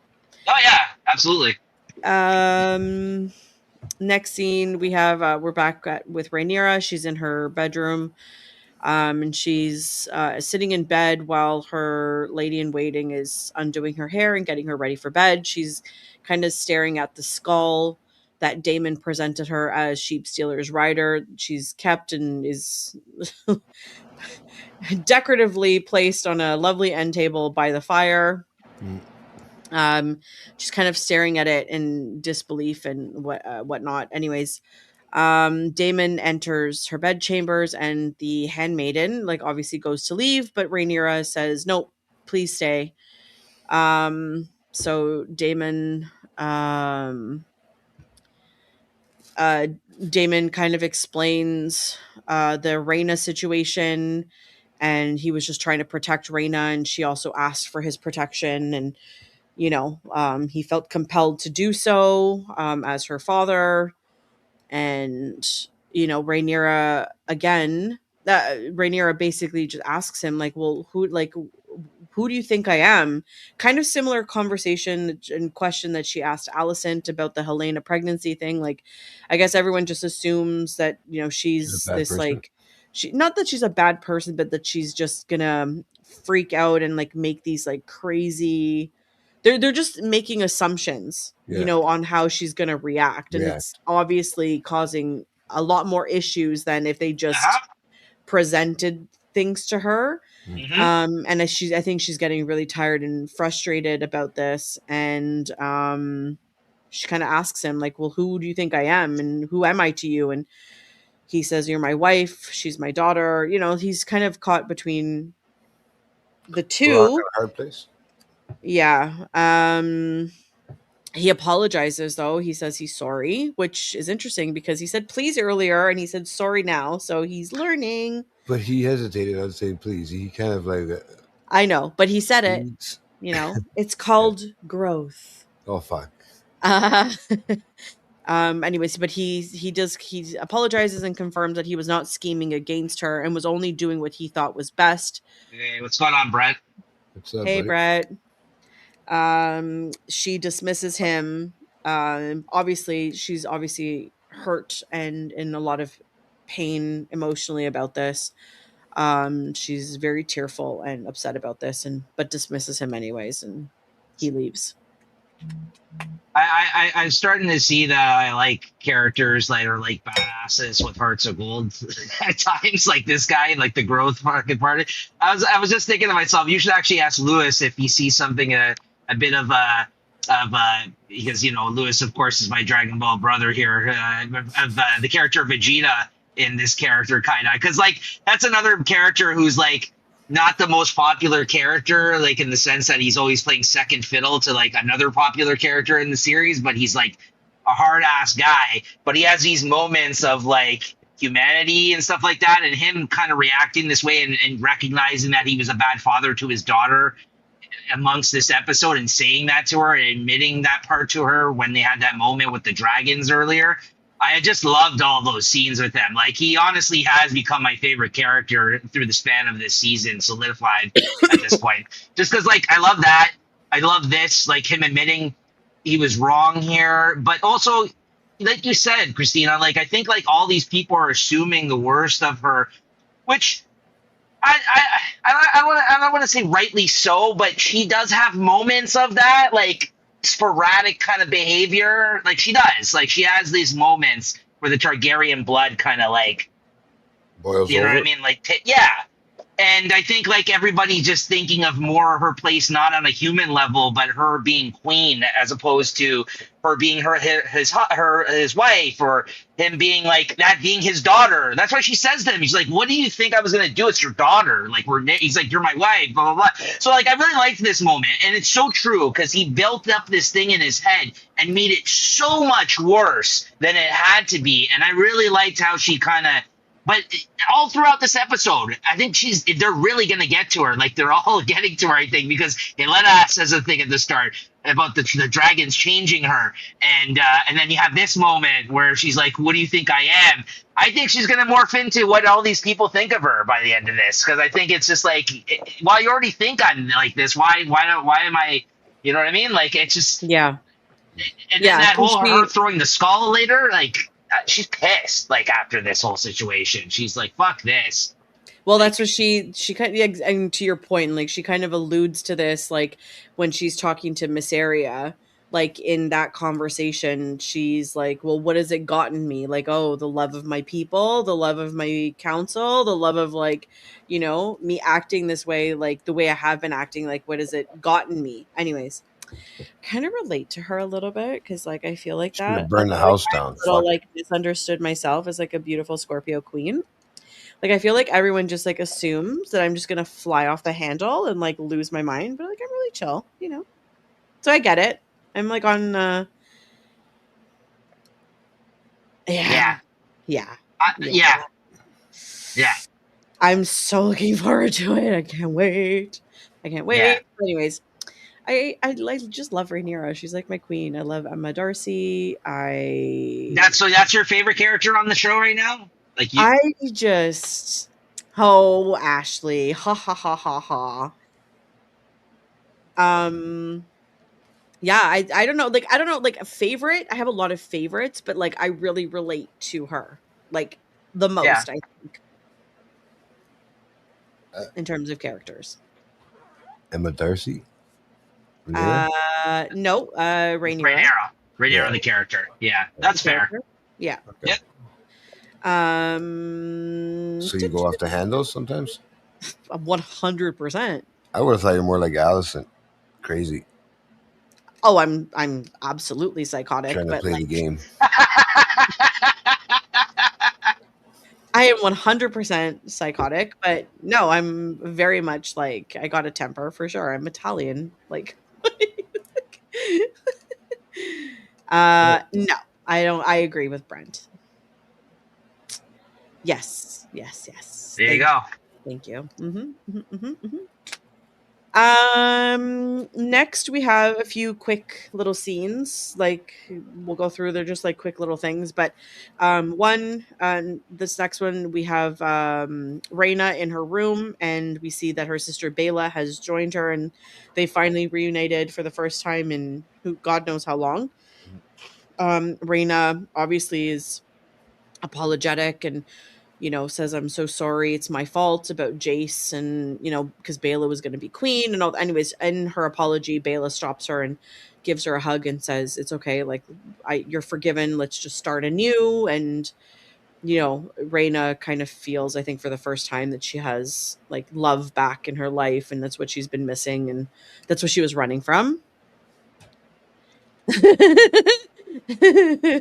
Yeah, we just talked about that before you jumped on there, Brent. It was a sad moment for sure, but I think it was a great moment. But yeah, I felt bad for that guy as he scampered off at the end. His own little hood beating. Or Sheepy. I'm gonna call Sheep Stealer Sheepy from now on. But he was looking pretty sheepish as he ran off with his tail between his legs. I'll say that much. Poor Sheepy. Yeah. Then after that, there's a little scene. Alan returns to King's Landing, and it looks like a guard hands him a box that was specifically left for him. He opens it, and it is Lord Corliss's finger with the ring of the Valerian signet in it in the box. So now we know why, or what Ormond is do with that knife at that dinner. They're cutting off body parts. So they're cutting off body parts. Again. Yeah, because I don't think they know that they don't know that Corlys has been captured yet at this point. So this is like obviously indicator number one. Yeah. Then Alice is in the kitchen in Harrenhal feeding her barn owl. And man, if this is old Game of Thrones, his cock would have been in that box, right, That's Jay? what I mean. That's what I was thinking, man. They're cutting off body parts like old-fashioned Game of Thrones. But you know what I want to know is how did the word I got a dick in the box. No, how did they get the hand? How did they get the hand there the finger there so quick within a couple scenes? Instead of No, they set that up in that last scene with Ormond grabbing the knife and fucking and telling him to come back there, and like they set that up. Like, how did they get it transported over there? I don't know. Good question. Like, come on, and there's UPS over there back then. Carrier Raven. Yeah. Carrier Raven. Oh yeah, it's called the Hawk or something. The Eagle. It's called UP Dragon. That should have been your name for this episode, Dick in the Box. Cordless is Yeah. Dick in the Box. Yeah, go on. Sorry. Oh, classic. How did I not think about this? Anyways, Not Christmas.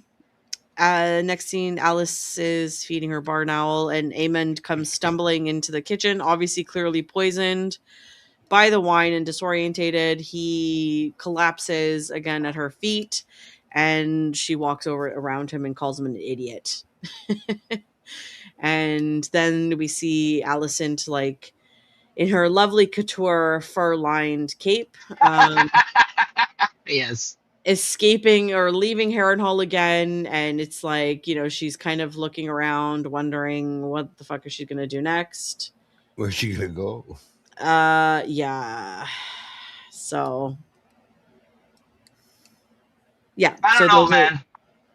She's done well this season. This wasn't it. what is Like, she gonna do now? I don't Like, know. I know. I just like Where's she what gonna a go? huge fail. What a huge fail this was, Gotta though. run to- Unfortunately. She's got to run to her brothers now, like to her how is she gonna get there? Good luck, girl. in that dress. Yeah, exactly. Yeah, I don't good know. luck. She's really boxed herself into a corner here on this episode. Like I don't know what she's planning on doing now. She's got And, her dick in her box. David's alive still. Alice probably saved him there. Yeah, it's not looking good for her. No, Yeah, yeah. Good luck. That's Like she's been very resourceful, so I'm not maybe counting her Alpha out come yet. and get her. Maybe but Alpha come and like get her. Alice even said, it's very known that the King's Road is not safe, and especially for a highborn woman with no protection. Oh man, like, anyways, we'll find out obviously what happens with her. Alpha's gonna time goes take her on. back to her brother. I don't know. We'll see. We'll see. Um, No, no, it's too soon, I think. She's too big of a character. Yeah. Even this show has its limits. If I'm not saying she won't get killed off next season, but if she gets killed off, it'll be next season. That she's too big of a character. Even when they do their press runs, like they're not going to kill her off this season. Absolutely not. It's one more episode to go. Would it be shocking though if they did? Yes, absolutely. She gets killed next episode. I will be shocked, like genuinely shocked if they kill her. There probably will be a death or two next episode, but I don't think it's going to be her. I don't know. I haven't heard anything. I'm trying to stay away from spoilers. I'm trying to. Yeah, we'll see. Yeah, you know what? Maybe she will cross paths with Aegon. I don't know. We'll have to find out. But someone's gonna come and save her for sure, and it's not Kristen Cole. Uncalled for. Poor guy. He gave his Yeah. head. Several deaths. Important ones? Yeah, there'll be several deaths of soldiers. No-name no spoilers. soldiers. I don't want to know. Yeah, I don't think there's going to be several big deaths. No. I don't know. It is Tumbleton, and it is. I think that is the title of the next episode, or that's exactly what's going to happen. I think it's called Tumbleton. So to that point, to his point, if that is what the episode's called, yeah, there'll be a lot of death in that town. I don't think there's going to be many like big character deaths, though. I mean, how many people are they going to kill off? Yeah, but I don't know. I don't think it's going to be several. Enough. I don't think, Nico, we don't know enough of the backstory and the actual story in the books. Yeah, maybe Brent knows something that we don't. I don't. All right, go on. Carry on. Next scene, so we see Helena in labor, and she delivers a baby, and the baby is immediately passed off to a guard. And she, thank you. And she, anyways, it's revealed that she's dreaming. Because then you see a little overhead shot of her sleeping, but then it goes into a next scene where she's on top of her dragon Dreamfire. Yeah. In the throne room, or not the throne room. It's not clear if it's in the throne room or not, or where it is, because it kind of looks like the Sept but it's not really the sept. It's not anyways, but she's on top of Dreamfire, and it's the first time we've seen her dragon Dreamfire. What a sick ass dragon with all the spikes and the Yeah. spines and the purple. Yeah. Oh man, what a beautiful dragon. But she's Yeah. in her like her riding leathers, and she looks so Yeah. regal and so like She does. oh man, she looks like a warrior princess. And she's burning a bunch of people that is coming toward her, which kind of goes completely opposite of her character. But that's another part of her dream. Or she said Dracarys and like yeah, flames and- all those guys. Yeah. Yeah. And then the next vision that she has is of her in a field with her two children. I'm assuming it's the twins, Jaehaerys and Jaehaera. And she has chickens, and that white/gray horse is from the opening scene is in the scene as well. And it looks like there's like an eclipse maybe because it was really sunny and then it gets really dark. And she kind of stands up and looks around, and then you can hear screaming and howling, and then see snowflakes and like that winter fog that we're so used to from Game of Thrones when the White Walkers are around. Flash freeze. Like a wall of frost is coming. Did we all And- catch that here? That's what they're Oh. referring to, right? That's a Oh, that's that, that was Fire and obvious to ice me. meeting each And- other. hence the name of the episode as well. I felt like a little bit of that going on with the ending. Keep that in mind too, right? Like this is definitely that vision at the end is definitely becoming of the White Walkers. Yeah, she's obviously dreaming, or she knows that this is coming. Yeah, so, winter is coming. Exactly. Yeah, Yeah. her visions are correct, like, in terms of what's happening. So Jay, you know where I stand with dream sequences. I usually don't fuck with them. I don't like that kind of shit. Jay, No, I for don't. podcasting with me for years and just being my friend and talking with me, he knows I don't like this many No. dream sequences. That was like 3 in a row. Like, Yeah, it was like, but the last one was sick. Like I didn't need to see all those other ones, or whatever. But the winter was coming. I'm not gonna lie. I was like, okay, that's pretty cool. I mean, But I it's just gotta don't like, somehow clash. Fire and ice have to clash sooner or later. As a storytelling mechanism, I just don't really care for it. Even though and even in Game of Thrones, there's like these people that foresee things in their visions and stuff like that. Whatever, like it's fine, but I just don't like it too much when it happens as like as a thing. yes, he did. Yeah, that's right. Yeah, I forgot about that. Good call. Yeah, they're coming. Yeah, he does. He sees the White Walkers. So that was for the book readers. There is a huge winter fever that comes right after the dance is over and whips out 3/4. Interesting. Interesting. Good to know. Winter fever. I like that. That's cool. I like how they've cold, I created think, this now. show for fans of Game of Thrones that haven't necessarily read the books, but also they throw in little things, little tidbits Yeah. for the book lovers, like to keep them interested and engaged too. I really like how they're very thoughtful in like what they're doing here. Like And I heard in this episode in particular, they hit on a bunch of like main points, but apparently they went off the beaten path a lot for this episode too, from what I heard. Like without looking I think this into whole what season- exactly.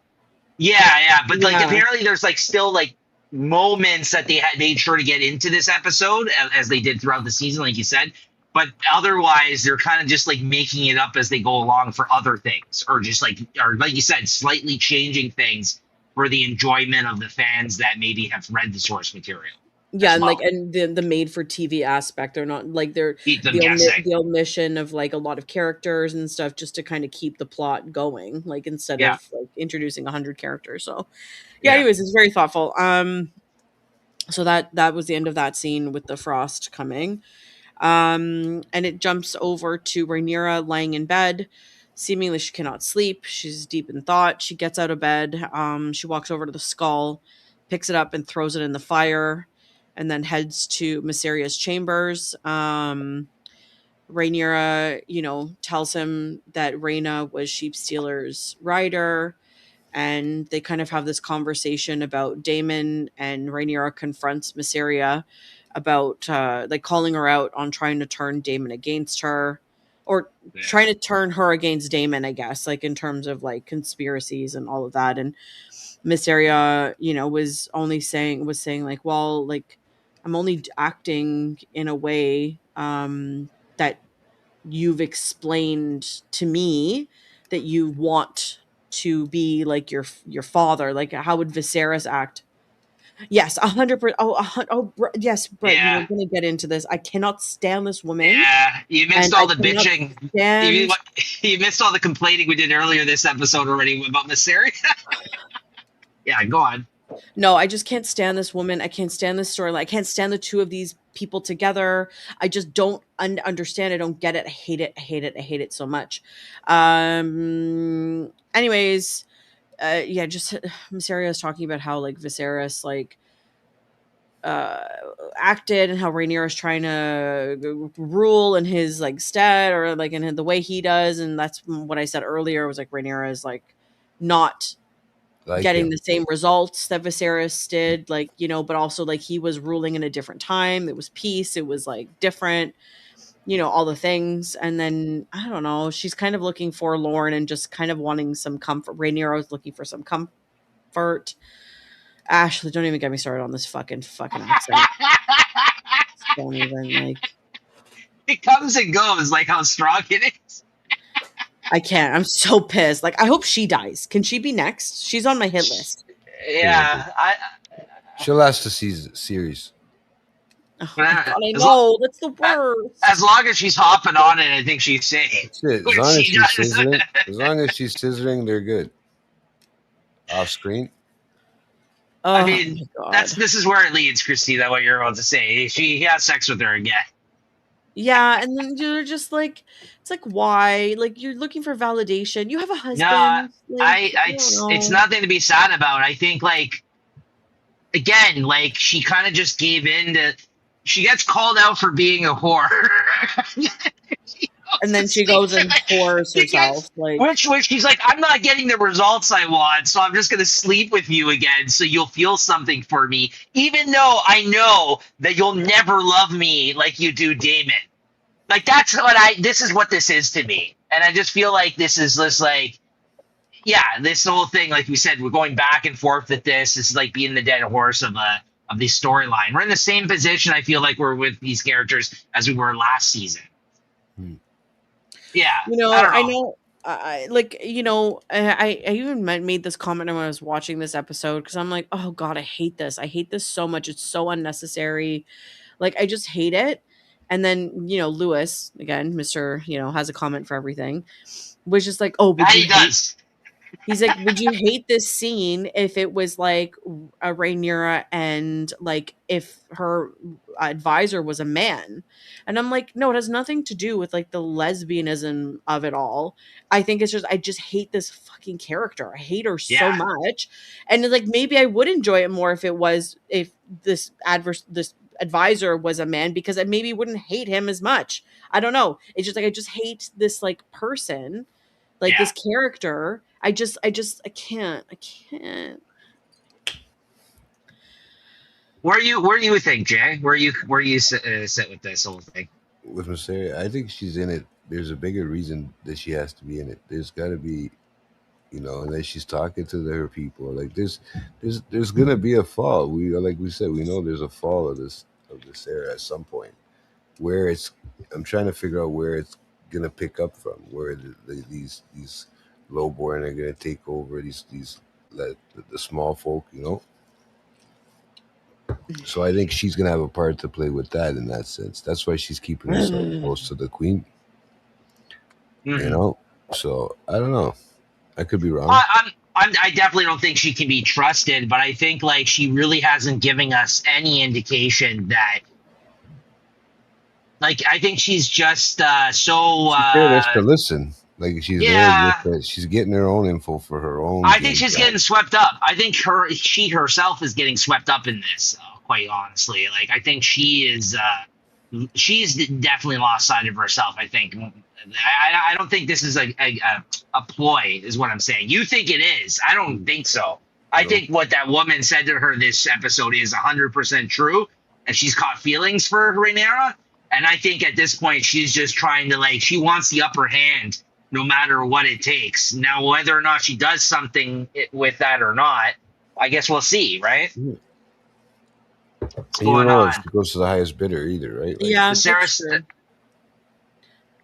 That's a very common theme here. Like, it's like Viserys did not do Rhaenyra justice by not teaching her, especially as he knew he was getting sick and knew that he was out.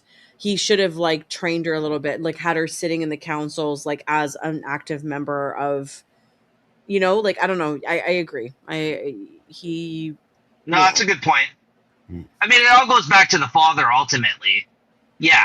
I mean, well, That they is- weren't like I don't think they didn't want Aegon to be. They didn't know it was a possibility for Aegon to be king until like Alicent had this like, or you know what I mean? Like the Aegon thing came about like so last minute that it was like, no, of course they weren't going to train him. But I don't know. I guess it kind of begs the question, like, did they already have this like thought in their mind? Like, I don't know. Like, I don't think they would have acted on this if Viserys didn't tell Alicent.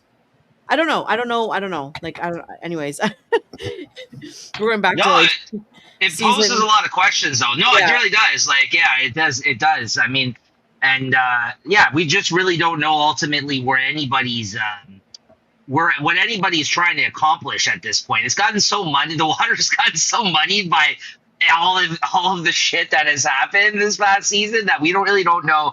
Like next season, we need them to kind of recalibrate, and we need to see where everybody stands. Quite frankly, at the end of all this, like that's where I'm.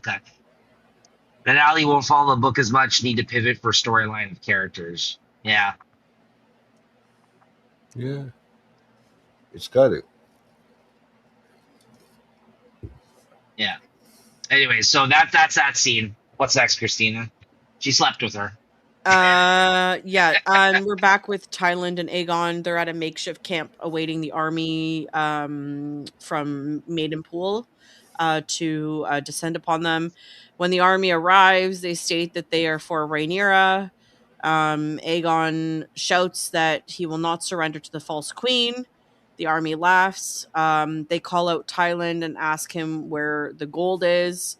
Aegon reveals himself to the army, calls out all of his titles, his names, like all the things. They're a little stunned about this. They're stunned, but in the background we hear rumblings and growls of like a dragon, and we're like, what the hell? Like, anyways, emerging from the forest behind him, and Aegon's just shouting all of these like things, and he thinks that they're like retreating. Anyways, the army starts retreating in fear. He thinks that it's him and his all powerful like statements and his voice, and Yeah. I am Aegon's Aegon. final stand. Come and bring it. Yeah, right. Anyways, he keeps yelling and all of his like whatever he's yelling, and but it's revealed that Sunfire, Yeah, very true. it's true. It's true. It's revealed that Sunfire, Aegon's dragon, is alive. And when Aegon realizes that Sunfire is behind him, he starts laughing and he says, Dracarys. And Sunfire just unleashes fire Fury. on the army, and he's laughing like a fucking maniac, which was hilarious. Okay. Hysterically laughing. Crazy ending, but I need everybody's opinion on this right now. What exactly? And don't say if you actually know this. I just want theories out there, okay? If you actually know what this is about. I think Christina knows. She's been alluding to the fact that he hasn't been dead for a while, I feel like, ever since he supposedly was dead. What are we dealing with here? Because this guy looks like a zombie version of Sunfire. Like, this is like, so is it either he's a zombie? Is he reanimated? Is this something to do with like the things in the forest, the White Walk? I don't like some magic of the forest. What are we dealing with here? They can regenerate. He wasn't actually dead. He went into Hey, he's hibernation a mode. sleeping dragon. No, for like really, what I think is like he like so the reptiles, right? When reptiles they go into hibernation mode. Even like Right. again, I'm going to bring up Lewis again because he's the theme of the week. He used to have lizards when he was back home, and they went into a dormant state. They thought they died, so they chucked him out, and then they realize afterwards that like they're not dead, they're just dormant because they're healing, they're regenerating, they're whatever. Right. And at the end of the day, dragons are reptiles, so it's like, or they're mystical beings, so like they're not anything, but you know what I mean, like there's close to like reptiles, I would assume, as like I like anything. this So I answer. think, He's just fucked up. Yeah, yeah, apparently. I think he's just like he was so hurt in that battle that he went into hibernation mode, Yeah, and repair. like this is regenerating to Shed his repair, skin. to heal, to like all the things. And like he woke up when he sensed Aegon was near because he had a Right. reason to wake up, right? And we did get that scene with him earlier in another episode where he says I think he's alive. Like he Yes. felt that he was alive. Yeah, And everyone just thought he was crazy because he was like Yes. being manic and acting Yes. crazy. Yeah. Yes. So that's my theory. I don't know for I- sure, but that's my theory. I Yeah, like that. same. Because I saw something online. I didn't even really put too much thought into this, to be honest, just because I was hoping to discuss it with you guys. I saw somebody post online, did we think like it was in his head? And I'm like, no, because Tywin had a reaction to him getting up too, and so did everybody else. Like somebody was like almost theorizing that this was all like he just like went into like maybe he got A killed or psychosis? whatever, blacked out. Yeah, like he just like imagined the whole scenario. Because how did this dragon? I'm like, no, this is a world where there's magic things happening. There's no way that was just that didn't happen. It definitely happened. This No. isn't Harrenhal. If it was Harrenhal, then yeah, maybe this was not real. Like if there was like a witch around or something like that. But like No, I that think this is- definitely was real. This what Yeah. happened here. Yes, I think it's like for sure like Sunfire is alive. I think, like yeah, he was injured, and when you can tell like half his face is like just like burnt off and like But that's why he looks melted like a off. zombie. He looks like a reanimated his like rider. undead. And we've seen undead dragons. We've seen dragons come back to life as a result of the White Walkers and shit, right? Yeah. So yeah, it's not in his head. I agree. I was like, do other people think this? I saw like a comment somewhere where Well, I somebody like actually kind of said saw- that. I was you know like, what, no. Nico? To your point, I do think that I did see something, like how Aegon used the scale, Sunfire's scale, to like stab that guy when they Yes. were in Rook's Rest, when he discovered that he was Aegon and not Gregor or whatever. So like I did see something that it's like, oh, like maybe this is like blood magic. It's like the scale like touched blood and it like reawakened him in some, but I don't think there's any magical element. I think that's a little bit of a stretch. I think it was just literally just the dragon was in hibernation, and when he felt a Targaryen or his rider close, In trouble. In and in danger. trouble and woke yeah, up. yeah. So I think that's what it was. No, I think you're right. versus I think you're anything right. else, but I don't know confirmed 100% anything else. I also, anyways, I'm not gonna, I don't. Also, he didn't wither away. Like, we saw the body there. It was there for how long? And when he came and seen him, it was still, like, all in one piece. Like, it wasn't, like, other than That's- his messed up face, like, it was Yeah. like, it's not like it, like, rotted. Yeah. Right? So that's another thing that adds to your theories. That is probably what happened, right? Like, Yeah. again, we just don't know any of the fucking physiology. We don't know of any of the stuff behind, like, what makes these dragons, like the biology of these dragons. We don't know what makes them like go or tick or what goes on in their bodies, or we don't know any of this shit, right? So it's just like, I feel like there's been some facts that have been dropped along the way, obviously, but not to this degree where the dragon, you think it's dead and it just gets up and starts walking around again. But like Game of Thrones loves doing this shit, right? With his characters. Like there's been many a times we thought someone dead. And that's why me and Jay, that's why we always go back to that. If you don't see him dead, it means that he's still absolutely in play, and it means they're not dead. Yeah. Yeah, Yeah. exactly. Like you need to see them Yeah. dead. A definitive death or else there's Well- always a chance. And we know, like with Melis, like the other dragon, like that is over the castle, like draped over, that is decomposing, that is rotting. We saw her head being like paraded Yes. through King's Landing, so we know she dead. Like she don't Yes. got no head, dead. Yeah. Like, you know. Yeah. So we know that is definitive death, dead, right? Right. And the only solution that we found for death, and they don't come back right, as we know, was from Game of Thrones with Jon Snow and that other fucking guy with the band. And he had the one eye and the sword who died like 7 fucking times. I forget his Yes. name. But like Yeah, that it guy who started with kept a getting B. brought. Yeah. He Beric works for the. Dondarrion? Yeah, I think that is his name. Yeah, thank you. Yeah. I think that is his name. Yeah.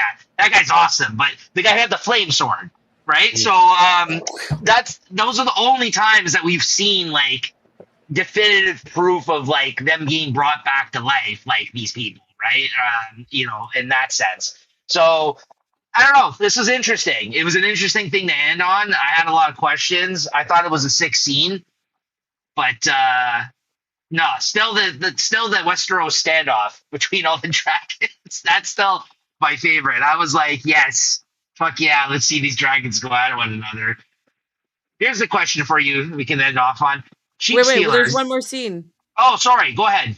No, there was one more scene, and then very quick. We cut to Ulf, and he's drinking some wine or Oh ale. yeah. Sorry. How can I forget another huge scene? Sorry. Go ahead. Oh man. This was like Hightower fucking Psycho right here. Christina Yeah. called this. Christina called this the first out of all of us.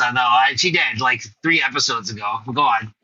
Yeah, no, Ulf is sitting there drinking some ale, and he looks like he's at some type of camp and whatever. Anyways, it's revealed that he's having drinks with Ormond, and Ormond is basically telling him, you know, like, you've been so disrespected, you're worth more than this. And they seem to like, this is like their second encounter or something. Like, this is not the first time they've been. He says that they've been Canoodling. talking.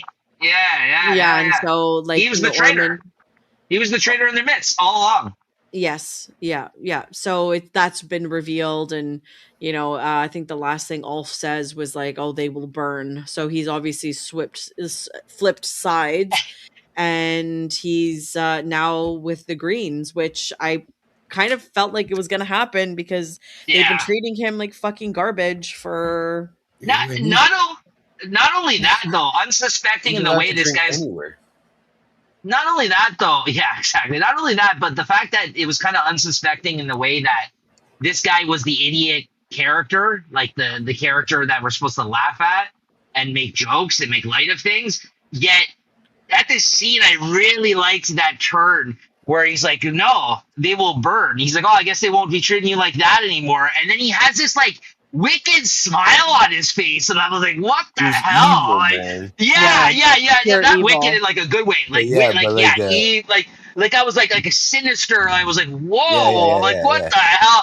A good bit of acting by that guy because his face isn't smiling at all. Then he's like, "No, they will burn," and he's like. And it's like, I was like, I can't even like. I was just like, "Whoa, this guy's turned." I was like, "That's crazy." This guy disrespected the wrong guy, the wrong commenter here. Yeah, I don't know. I also think he could get taken out very quickly. To be honest with you, I'm gonna be honest with you, he's not that bright. He's not that bright. Yeah, he is and he isn't. You know, I feel like they underestimated him. Is the problem? They underestimated this guy. Yeah, right. for sure. So, and he got his castle, which they mentioned, right, Christina? In Driftmark, was it? Yeah, he was gonna give They him. alluded to They a were Driftmark. first gonna give him like a honey holt, and then Yeah. Ormond was like, "No, Ormond's like, honey bolts. Driftmark's up for grabs. Don't worry. Driftmark is gonna be up for grabs," and it's just right. He's not gonna fucking give him Driftmark. Like he's Yeah. delusional. Yeah, well, that's the thing. It's so clear that he's just playing into like what he wants to hear. It's so clear that like I'm like, oh, this guy is an idiot still. Like even in this moment, I'm like, you're an idiot. Like, yes, I don't blame you for turning your back because you've been disrespected multiple times. But if you think you're gonna have it any better with these guys, I think he's sadly mistaken. Quite frankly, we'll see what happens there. But I think he's just playing into him. This just shows the whole part of like when they were saying that they were alluding to in the whole episode here about how, you know, Rhaenyra's dragons are just ridden by common folk, right? And Yeah. this is where that common folk can be persuaded to go another way, in a sense, you know. I Especially honestly if some you're a great lone ranger, you know, in that sense. Now you got a fucking dragon to ride off on. some great moves. He honestly, I gotta give it up to Ormond. He's you know, these guys are playing checkers. He's playing chess. He definitely Oh, straight up. he definitely has busted out some. He's gotten farther than I thought he was going to. I'll give him that. Yep. Some impressive Yep. stuff going on here. But now I was gonna forget what I was gonna end it now. Do we Something think about that Chiefs? Steeler? Do we think that Sheep Stealer is going to come back next episode and get vengeance on somebody? I think he's gonna get caught in the fucking ice and he's gonna be frozen. No, He's not coming back next season. no, I don't think so. He's still in play. He's still in play. I mean, I just you know. Any predictions as we go into the finale? Then So- I'll end on that. I don't know if this is like, but I just know that there's other dragons like in the world that we have yet to even see about, or talk about, but like they have mentioned them. And I know that there's one dragon that I'm like so looking forward to seeing. And I don't know if they're going to be introduced in the series or they're just talked about. But I just hope, or not hope. I don't know. I want to see this dragon, and I hope that we get like maybe a glimpse of them, because I don't know if I think they're a boy. In whatever, and this dragon's called the Cannibal. And I cannot I'm just so excited to like see this dragon. I don't know if they're going to be introduced in this series or not, but Can you answer this much? Is this a wild dragon or one that's spoken for? I think it's a wild dragon. It's one of those other wild dragons, and it like feasts on other dragons. Like that's why they call it the Cannibal. Is Sheepy about to go get his boys? The cannibal? I don't know. Sheepy come he's coming. He took the I hood don't beating. Now know. he's coming to give one, bro. He's Yeah, coming back right? for retaliation. I think there's one other one. I can't remember what the name of that dragon is, but like I've heard of the Cannibal and I've heard of Sheep Stealer, but like Cannibal's brutal enough. Like, who's next? The Dragons brutalizer. with attitude. He's coming Yeah. back with dragons with attitude. Yeah, so DWA. I'm just, Yeah. I don't know. I'm so excited. So I don't know. Like I don't know if it'll be introduced in next episode, but I think it would be such a cool like cliffhanger. Like what the fuck is that? Like who is that? Like Straight out of Westeros. Yeah. Astros. Coming live. So Straight I don't up. know. A motherfucker called the cannibal. Then the dragon Sorry. called Sheep Stealer. Sheepy. Phoebe, yeah. No, that's great. I love that theory. I need to see And that the happen. the other one. Didn't they talk about a dragon Easy D? Easy D. Said they called Oh, Jay, that was a good one. Good job. Your best joke in a while. Easy D. No, I think that's Masseria and Rhaenyra. Ew. Yo. The double header. I think that's what Masseria's got this Double packet. header, I think bro. Masseria's got that packet. We just don't know. Oh boy. So Yeah. So Christina's just like, okay, it's enough. yeah, who's doing the notes next show? Am I doing the finale notes? I can do them again if you want. You're doing a great job, but it's really up to you. I don't want to, listen. It's up to you. You want to do them or Okay, no? we'll talk offline, but like I'm happy to do them. But yeah. Well, we'll see what happens. But I think we are recording next Wednesday, everybody, and hopefully this time on time around 9:30. And if the setup doesn't work again for some reason between the three of us, we know what to do now. We figured it out. So apologies for the first like 20 minutes being messed up this episode when we tried to figure things out. But this is a great I episode. was Great writing discussion. solo dolo for like 10 minutes. It was yeah. No, you did a great job from what I hear, what I saw in the comments here. So yeah, thanks again to Christina, everybody. Did a great job on doing the notes once again. And this is a lot of fun. This was a lot of fun. This episode, getting into all the details. This is I can't wait till the finale. And that's next week. We're recording at Wednesday, like I said, around 9:30. And tune in live. Get up in the comments here with us again. Always a lot of fun. And we got to talk about this finale because it'll be the last time we talk about this show for barely 2 Gonna years. come up with a so, 40-minute finale. Yeah. How long is it? No, I don't know. I don't know yet. Do we know actually how long it is? Did they say? They usually release the length of the finale. Does anybody know? I haven't looked it up. I'm trying to avoid spoilers and like all the things. So It's got to be an hour. Everything's been an hour. don't know. Lately. I hope it's at least an hour. I hope it's maybe a little like an hour and 15 minutes. I hope. Something a little longer. I mean, they're obviously going to give you a recap of the whole season. 1.5 hours. Yes. No, hold on. 75 minutes? Hold on. I'm seeing contradicting. It's an hour and 15 minutes. That's what I said. Yeah. Yay. Yeah. Okay, yeah. I'll take I think it. it's. Yeah. I'll take it. Nice. Yeah. 75. Yeah. Okay. And Yeah. it is called Tumbleton, right? I'm assuming it. Yes. Yeah. Yeah. Yeah. So yeah, we hope you guys will join us. Make sure to like and subscribe to the channel. Make sure to check out our other shows and episodes. If you're into Game of Thrones, we've recorded an episode for every single spinoff episode. Like we did trailer reactions for this season, all kinds of great stuff. Check out the playlist. And thank you for tuning in. Thank you to Christina and JT. Thanks, guys. Always Thank a fun you. time. Yeah, we look Had a forward to great seeing you time. next week as always. Okay, it's Wednesday around 9:30 p.m. Bye. Later, guys. Bye.